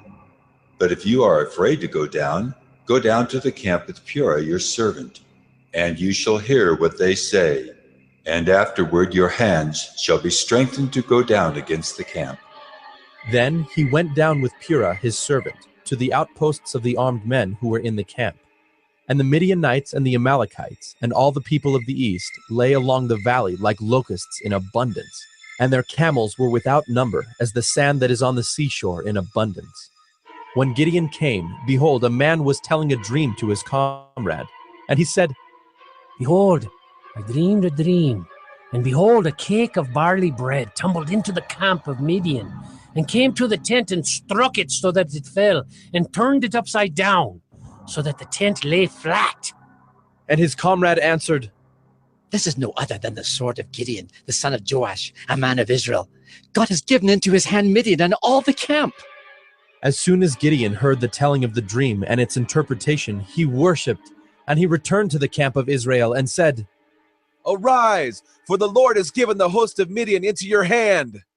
And he divided the 300 men into 3 companies, and put trumpets into the hands of all of them, and empty jars with torches inside the jars. And he said to them, Look at me, and do likewise. When I come to the outskirts of the camp, do as I do. When I blow the trumpet, I and all who are with me, then blow the trumpets also on every side of all the camp, and shout, For the Lord and for Gideon! So Gideon and the 100 men who were with him came to the outskirts of the camp at the beginning of the middle watch, when they had just set the watch. And they blew the trumpets and smashed the jars that were in their hands. Then the 3 companies blew the trumpets and broke the jars. They held in their left hands the torches, and in their right hands the trumpets to blow. And they cried out, A sword for the Lord and for Gideon! Every man stood in his place around the camp, and all the army ran. They cried out and fled. When they blew the 300 trumpets, the Lord set every man's sword against his comrade and against all the army. And the army fled as far as Bethshittah toward Zererah, as far as the border of Abel-Meholah by Tabbath. And the men of Israel were called out from Naphtali and from Asher and from all Manasseh, and they pursued after Midian. Gideon sent messengers throughout all the hill country of Ephraim, saying, Come down against the Midianites and capture the waters against them, as far as Beth-barah and also the Jordan. So all the men of Ephraim were called out, and they captured the waters as far as Beth-barah and also the Jordan. And they captured the 2 princes of Midian, Oreb and Zeeb. They killed Oreb at the rock of Oreb, and Zeeb they killed at the winepress of Zeeb. Then they pursued Midian, and they brought the heads of Oreb and Zeeb to Gideon across the Jordan. Judges 8. Then the men of Ephraim said to him, What is this that you have done to us, not to call us when you went to fight against Midian? And they accused him fiercely. And he said to them, What have I done now in comparison with you? Is not the gleaning of the grapes of Ephraim better than the grape harvest of Abiezer? God has given into your hands the princes of Midian, Oreb and Zeeb. What have I been able to do in comparison with you? Then their anger against him subsided when he said this. And Gideon came to the Jordan and crossed over, he and the 300 men who were with him, exhausted yet pursuing. So he said to the men of Succoth, Please give loaves of bread to the people who follow me, for they are exhausted, and I am pursuing after Skiba and Zalmunna, the kings of Midian. And the officials of Succoth said, Are the hands of Skiba and Zalmunna already in your hand, that we should give bread to your army? So Gideon said, Well then, when the Lord has given Skiba and Zalmunna into my hand, I will flail your flesh with the thorns of the wilderness and with briars. And from there he went up to Penuel, and spoke to them in the same way, and the men of Penuel answered him as the men of Succoth had answered. And he said to the men of Penuel, When I come again in peace, I will break down this tower. Now Skiba and Zalmunna were in Karkor with their army, about 15,000 men, all who were left of all the army of the people of the east, for there had fallen 120,000 men who drew the sword. And Gideon went up by the way of the tent dwellers, east of Nobah and Jogbehah, and attacked the army, for the army felt secure.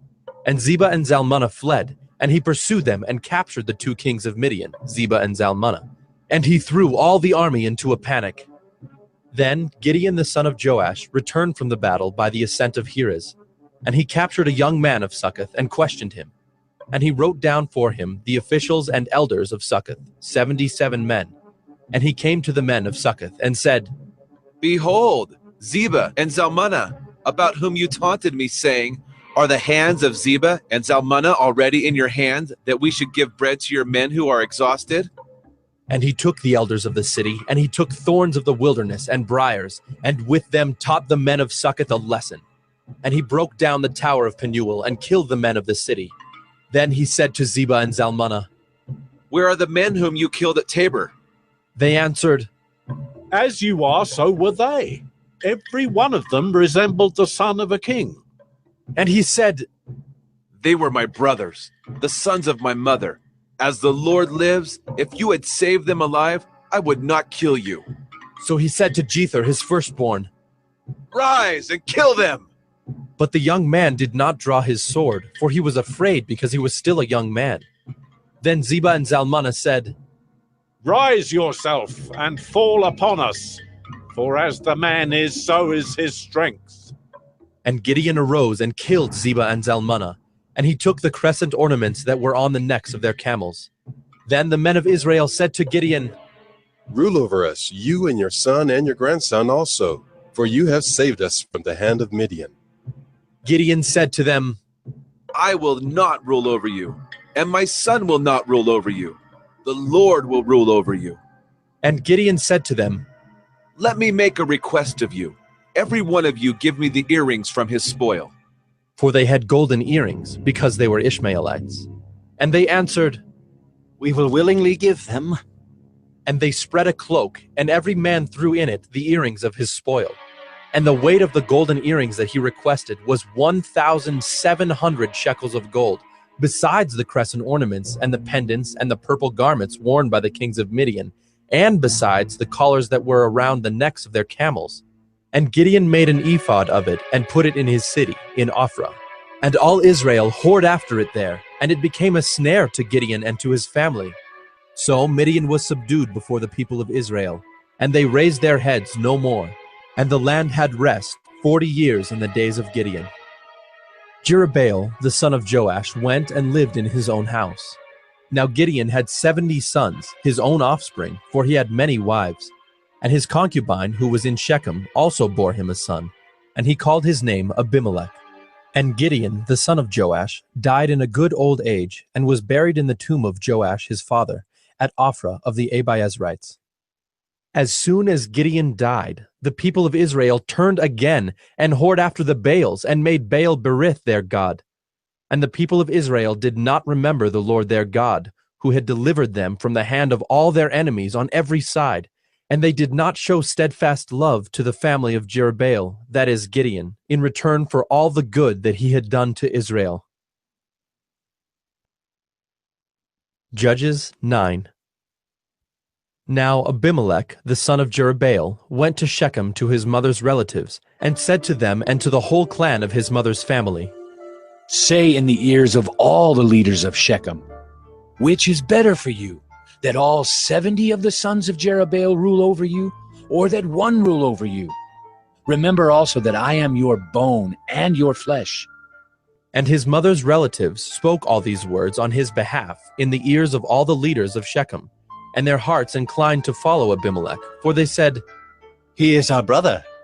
And they gave him 70 pieces of silver out of the house of Baal Berith, with which Abimelech hired worthless and reckless fellows who followed him. And he went to his father's house at Ophrah, and killed his brothers, the sons of Jerubbaal, 70 men on one stone. But Jotham, the youngest son of Jerubbaal, was left, for he hid himself. And all the leaders of Shechem came together, and all Beth Millo, and they went and made Abimelech king by the oak of the pillar at Shechem. When it was told to Jotham, he went and stood on top of Mount Gerizim, and cried aloud, and said to them, Listen to me, you leaders of Shechem, that God may listen to you. The trees once went out to anoint a king over them, and they said to the olive tree, Reign over us. But the olive tree said to them, Shall I leave my abundance by which gods and men are honored, and go hold sway over the trees? And the trees said to the fig tree, You come and reign over us. But the fig tree said to them, Shall I leave my sweetness and my good fruit, and go hold sway over the trees? And the tree said to the vine, You come and reign over us. But the vine said to them, Shall I leave my wine that cheers God and men, and go hold sway over the trees? Then all the trees said to the bramble, You come and reign over us. And the bramble said to the trees, If in good faith you are anointing me king over you, then come and take refuge in my shade. But if not, let fire come out of the bramble and devour the cedars of Lebanon. Now, therefore, if you acted in good faith and integrity when you made Abimelech king, and if you have dealt well with Jerubbaal and his house, and have done to him as his deeds deserved, for my father fought for you and risked his life and delivered you from the hand of Midian, and you have risen up against my father's house this day and have killed his sons, 70 men on one stone, and have made Abimelech, the son of his female servant, king over the leaders of Shechem, because he is your relative. If you then have acted in good faith and integrity with Jerubbaal and with his house this day, then rejoice in Abimelech, and let him also rejoice in you. But if not, let fire come out from Abimelech and devour the leaders of Shechem and Beth Millo. And let fire come out from the leaders of Shechem and from Beth Millo and devour Abimelech. And Jotham ran away and fled and went to Beer and lived there because of Abimelech his brother. Abimelech ruled over Israel 3 years. And God sent an evil spirit between Abimelech and the leaders of Shechem. And the leaders of Shechem dealt treacherously with Abimelech, that the violence done to the 70 sons of Jerubbaal might come, and their blood be laid on Abimelech their brother who killed them, and on the men of Shechem who strengthened his hands to kill his brothers. And the leaders of Shechem put men in ambush against him on the mountaintops, and they robbed all who passed by them along that way. And it was told to Abimelech. And Gaal, the son of Ebed, moved into Shechem with his relatives. And the leaders of Shechem put confidence in him. And they went out into the field and gathered the grapes from their vineyards, and trod them and held a festival. And they went into the house of their God, and ate and drank, and reviled Abimelech. And Gaal, the son of Ebed, said, Who is Abimelech? And who are we of Shechem that we should serve him? Is he not the son of Jerubbaal? And is not Zebul his officer? Serve the men of Hamor, the father of Shechem? But why should we serve him? Would that this people were under my hand. Then I would remove Abimelech. I would say to Abimelech, increase your army and come out. When Zebul, the ruler of the city, heard the words of Gaal, the son of Ebed, his anger was kindled, and he sent messengers to Abimelech secretly, saying, Behold, Gaal, the son of Ebed, and his relatives have come to Shechem, and they are stirring up the city against you. Now therefore, go by night, you and the people who are with you, and set an ambush in the field. Then, in the morning, as soon as the sun is up, rise early and rush upon the city. And when he and the people who are with him come out against you, you may do to them as your hand finds to do. So Abimelech and all the men who were with him rose up by night and set an ambush against Shechem in 4 companies. And Gaal, the son of Ebed, went out and stood in the entrance of the gate of the city. And Abimelech and the people who were with him rose from the ambush. And when Gaal saw the people, he said to Zebul, Look, people are coming down from the mountaintops. And Zebul said to him, You mistake the shadow of the mountains for men. Gaal spoke again and said, Look, people are coming down from the center of the land, and one company is coming from the direction of the diviner's oak. Then Zebul said to him, Where is your mouth now? You who said, Who is Abimelech that we should serve him? Are not these the people whom you despise? Go out now and fight with them. And Gaal went out at the head of the leaders of Shechem and fought with Abimelech. And Abimelech chased him, and he fled before him. And many fell wounded up to the entrance of the gate. And Abimelech lived at Arumah, and Zebul drove out Gaal and his relatives so that they could not dwell at Shechem. On the following day, the people went out into the field, and Abimelech was told. He took his people and divided them into 3 companies and set an ambush in the fields. And he looked and saw the people coming out of the city. So he rose against them and killed them. Abimelech and the company that was with him rushed forward and stood at the entrance of the gate of the city, while the 2 companies rushed upon all who were in the field and killed them. And Abimelech fought against the city all that day. He captured the city and killed the people who were in it, and he razed the city and sowed it with salt. When all the leaders of the tower of Shechem heard of it, they entered the stronghold of the house of El-Berith. Abimelech was told that all the leaders of the tower of Shechem were gathered together. And Abimelech went up to Mount Zalmon, he and all the people who were with him. And Abimelech took an axe in his hand and cut down a bundle of brushwood, and took it up and laid it on his shoulder. And he said to the men who were with him, What you have seen me do, hurry and do as I have done. So every one of the people cut down his bundle, and following Abimelech put it against the stronghold. And they set the stronghold on fire over them, so that all the people of the tower of Shechem also died, about 1,000 men and women. Then Abimelech went to Thebez and encamped against Thebez and captured it. But there was a strong tower within the city, and all the men and women and all the leaders of the city fled to it and shut themselves in, and they went up to the roof of the tower. And Abimelech came to the tower and fought against it, and drew near to the door of the tower to burn it with fire. And a certain woman threw an upper millstone on Abimelech's head and crushed his skull. Then he called quickly to the young man, his armor-bearer, and said to him, Draw your sword and kill me, lest they say of me, a woman killed him. And his young man thrust him through, and he died.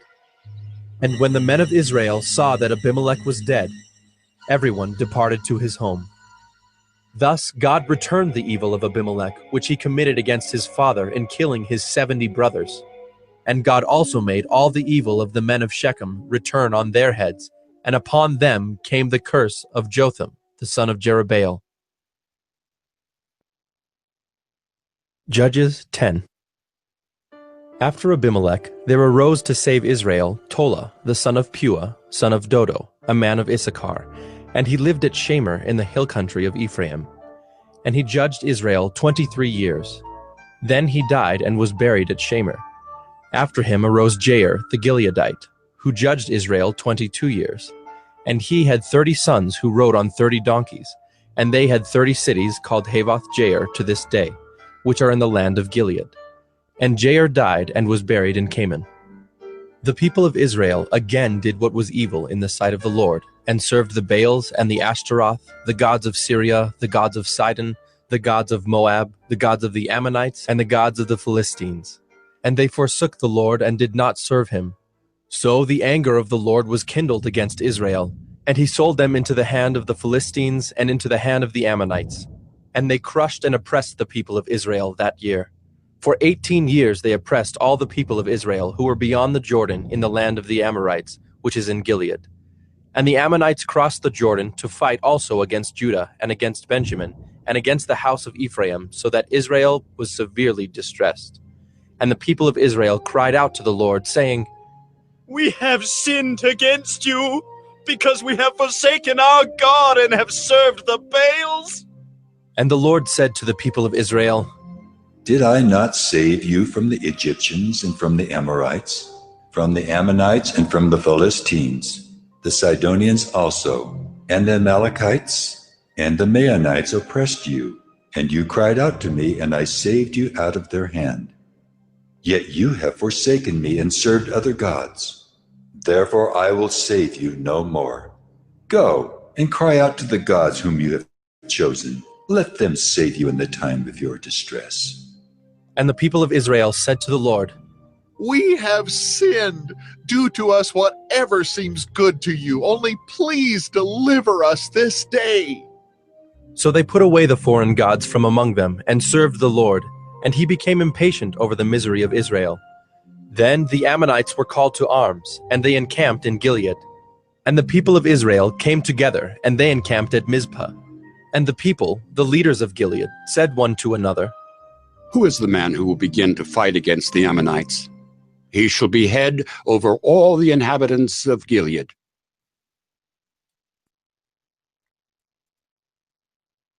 All right, and that's where we will stop from the. That's just another book I'd love to see a movie about. Man, there's so much there that And Shechem came up again. Ooh, Shechem. Yeah, you're reading my mind. Shechem was over and over and over again in this story.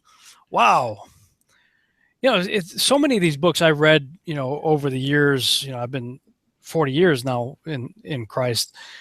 It's like a brand new book to me now. I'm seeing things a lot differently than I used to before. And there's a lot there, boy. And it's funny that the Parsha and 60 Seconds guys had the picture from the movie 300 in there for this week's Torah portion. And then we talk about Gideon and his 300 men. And, I'm a big believer in laying out the fleece. Another way of referring to that is praying for confirmation. And, you feel like, okay, God's calling me to do something. I really feel like it, but I don't know if it's really him. And I don't know if I'm making the right decision. And so, I think it's right. I think it's good to do that. Test the spirits to see if they be of God, So, okay, Lord, if this is really you and it's not just me, or if it's not just some kind of, the enemy trying to sow whatever, can you please confirm this? And at least in my life, whenever I've laid out the fleece, so to speak, he has certainly confirmed whatever his word was to me at the time in amazing ways.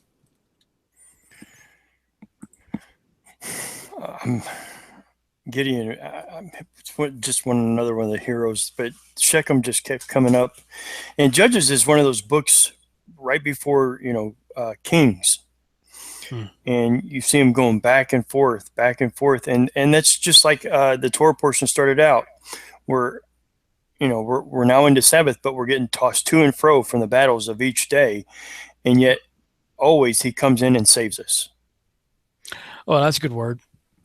He always comes in and saves us right there at the end, right when I'm thinking I cannot take it anymore, where the people of Israel could not take it anymore. He raises somebody up. It's interesting though. I guess this is applicable to all of our lives too.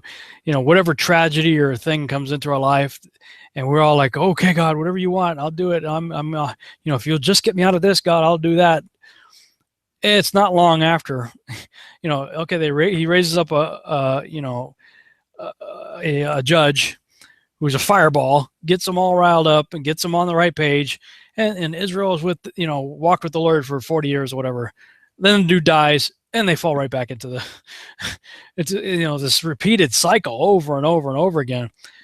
I once heard a lesson is repeated until it is learned, and sadly in my life, I've had to retake some of the same tests over. I'm still taking some of the same tests over and over again. If you've been following my Facebook page, I'm being convicted now even as I talk.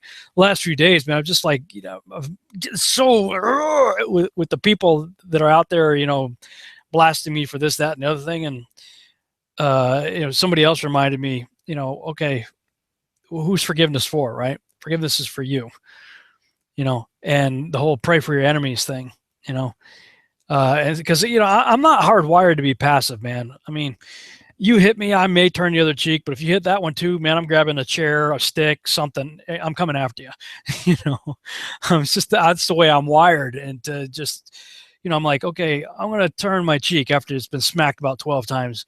And you turn and smack that one 12 times too. I'm telling you, I'm still learning this lesson because I'm repeating it. Well, I don't know. It's almost like this is the Christmas spirit. Mm-hmm. That Christmas spirit, people's angers just go to another level, and their buttons get pushed really, really easy. And they take something out of context, or they just feel like they go on an attack. And look, guys, follow the Messiah. Do what he does. Pick up your cross and follow him. And Rob, I've noticed the attacks. I've been really, really quiet on two fronts, actually. And I'm not going to go on down on two fronts. I've been really, except on one. Now UCTV's been under fire a lot the last few weeks. And I noticed that, it just parallels to those who are walking the narrow path, doing the best they can. It's like, man, you get hammered and pounded, but it's Shabbat, and now we can just turn it all off, and we'll see you Monday. It's like, we'll see you Monday. Good word. Yeah. Whew. I noticed Philip and Jenna joined us during the reading. Hey guys, got your camera muted there, or your microphone. There we go. Can you hear us? Yeah. Hey guys. Hello. Hello. Well, I sent them a link. There's been a few questions about the upcoming conference that Philip and Jenna and you guys are putting on July 21st to the 23rd, and I want them to come on and talk a little bit about it. Cool. If that's okay. Well, we just we had such a success last year with the conference that we put on with Zach. We wanted to do it again this year and have a few more speakers and maybe involved. Now UCTV is going to be there filming. We're hoping for a big crowd. Yeah, I don't know if you heard us earlier, but we were saying, you had Zach and I debating flat Earth on the last one. I think you should throw Steve Mutria and Lex Meyer together for a debate on the afterlife. What happens when we die? Did they? Yes, that would be a good debate. Yeah, I personally would enjoy watching it. Of course, we may be throwing them under the bus right now. We haven't asked them or anything like that. But well, I tell you what, we'll most definitely feel some really close-ups of them talking about heaven and Hades. There's been a few questions in the chat room, guys. Where's this going to take place? Have you found a location, and where can they find you at to get more information on the conference? We're still working on the location, but we have scheduled the conference to be July the 21st through the 23rd. We'll have a meet and greet session on Friday night, and then we'll have our regular sessions on Saturday and Sunday as well. And then we'll end up with either a debate or a round table discussion where all the speakers can take questions on Sunday at close. And we're going to have a lot of door prizes. We have some people helping us gather up door prizes already and stuff like that. So it'll be a lot of fun. A website called Isaiah4610.com. I just threw that website together. I'm still working on it, but you can go there for our mailing list registration so that you can actually register for the conference. We'll post it on that site to go out and register. And I'm going to go ahead and put that up on the screen while while he was talking, pulled up. Very cool, man. Isaiah 46:10, Isaiah4610.com is the website. Looking good. And I guess you come here, and you guys designed this Aleph Tav cool logo. You're going to have all the kind of goodies that you had last time. You had a notebook and all kinds of stuff last time with the logo. Yes. We intend to have a lot of objects for giveaway and maybe even some for sale with the logo. Probably try to do T-shirts again. And if anybody's interested in purchasing a T-shirt, we had some last year that we just had a minimum order last year, and we had some purchase them after the fact, after the conference was over. But if we know there's an interest ahead of time, then we can go ahead and order them and have them there to pick up at the conference. And we may try to set that up during registration so that you could order a shirt if you want. Yeah, very cool. The shirts they had last year were really well done. Black shirts had this logo on it and the title of the conference and all that stuff on there. So really top-notch stuff, really good stuff. And I'm excited, guys, about this lineup, getting all those guys together. That's going to be fun. We're excited about it. Yeah. And the primary focus for us to do the conference was actually just to get to hang out with Rob and Zach. We got to hang out with those guys afterwards and visit with them, and it was great. We really do have a passion for spreading the word and because it was hard for us to learn in the beginning what resources do we have to learn to walk this walk and how do we learn to talk this talk, because it's so it's unknown for our families. We just didn't know, and so now we would like to help others link to places to go to learn about some things and to unlearn the lies, like Lex Meyer and Rob Skiba. He was instrumental in our walk in the beginning because of the Nephilim, learning about that and really bringing the Bible to life for us. Yeah, thank you, guys. This is on their website, Isaiah4610.com/conferences. So you got links if you're not familiar with these other guys. Zach Bauer from New to Torah, of course, there's my picture there.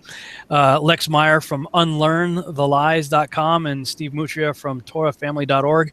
So if you're not familiar with these guys, I encourage you guys to check out their websites and look at what they're all about. And it's funny you say that. That's why you started the conference, because that's how I started my radio show too, is because I just wanted to get the ear of the researchers that I had read and listened to. You can't just call these guys up and talk with them. But if you have a radio show, you can call them up and say, hey, I'll talk about your book for 2 hours, and then you can pick their ear for 2 hours. And you guys took it to a whole other level. You say, let's just have a conference, and we'll sit there and talk all day and all night for 3 days. Yes, we had you cornered. You couldn't get away. Loved it, man. Enjoyed it tremendously. Looking forward to this one. And, of course, I am selfishly looking forward to it also because just like you guys, I love to hang out with these other guys and, pick their brains too. So should be a lot of fun. Yeah, should be fun. So there he is. Oh, John Pounders just showed up. John Pounders just showed up. He's checking up on me, Rob. I know what he's doing. What's going on? John keep telling me to come over, and I'm listening. I was like, man, I've just got home, but I been, I guess, I don't know, been attacked online all day, and I'm just like to the point where I'm just like going nuts in my own mind. So yeah, well, like we talked about earlier, that's Shabbat is, turn the internet off other than watching us right now. But man, I have to do it. I tell you what, I'm getting to the point where I have to step away from social media. Like I'm telling myself more and more, step away from the keyboard. Yeah, dude, it's this Christmas spirit, man. This Christmas spirit possessing people and I'm making them nuts, I think. I don't know what's going on, but it's definitely been worse lately, I think, than ever, at least for me. I've just never seen such a hateful group of people in my life. And I'm not talking about everybody in general, but just a few. There's a few that stand out, and I know you're dealing with one of them, so. Yeah, well, we won't have that at the conference. No. I will say this. I know Rob stepped away from the social media because it's like, what was it? Yesterday, I'm sitting there going, I'm reading I'm just reading, and that's bad sometimes if you just sit there and read posts and threads. But I sent him a message. I said, hey, brother, are you okay? It's like, it wasn't touched, so I know he wasn't looking at anything. It's like, I'm going to watch a movie. I'm going out with my wife. I don't care. I think at that time it was more like, leave me alone. There's somebody wrong on the internet.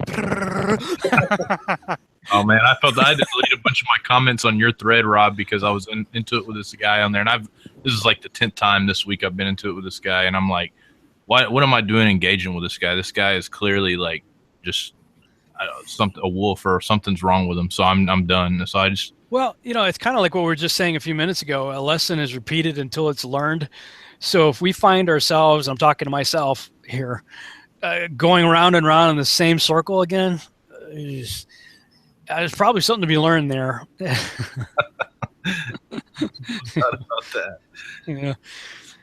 But what's up with this conference, man? I talked a little bit with Philip and not really. I just sent a message. They had wanted to get into contact with me. I seen it like 5 days late, which I apologize for. I'm horrible. I got some, I'm horrible about checking my messages, answering my phone, doing any of that stuff. I'm starting to become like Rob, because now I really understand why he rarely wants to answer his messages on his phone, because it is a headache. No doubt about it. So, but yeah, I want to hear about it, because I know that John had, I guess, talked with you guys earlier, and possibility of we talked with John earlier today.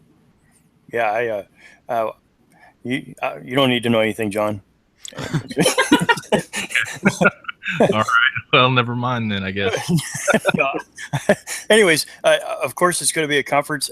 They're still working on a place and a location, but they do have the dates down for July 21st through the 23rd.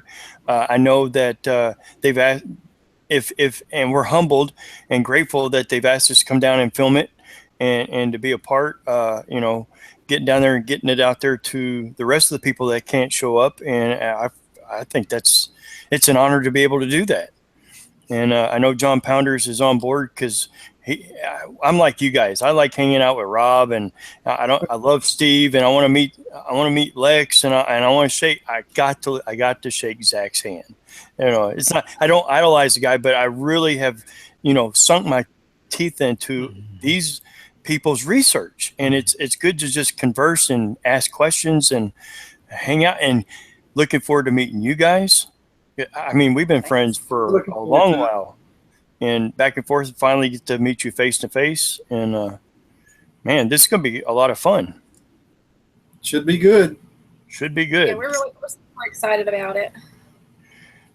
Well, with that said, it's almost 11:30 here, Eastern time. So it's barreling down on 10:30 here time. 10:30 there. Yeah. Well, we went a little long today, but I think we covered a lot of ground, and hopefully it was a blessing to everybody out there. And, Shabbat Shalom, and we'll look forward to seeing you guys next week, and hopefully seeing everybody in July in Beaumont. So it's Shalom. It's Declaring the End from the Beginning conference. Check if you like what you've watched tonight, hit the subscribe button, and sent me a message early.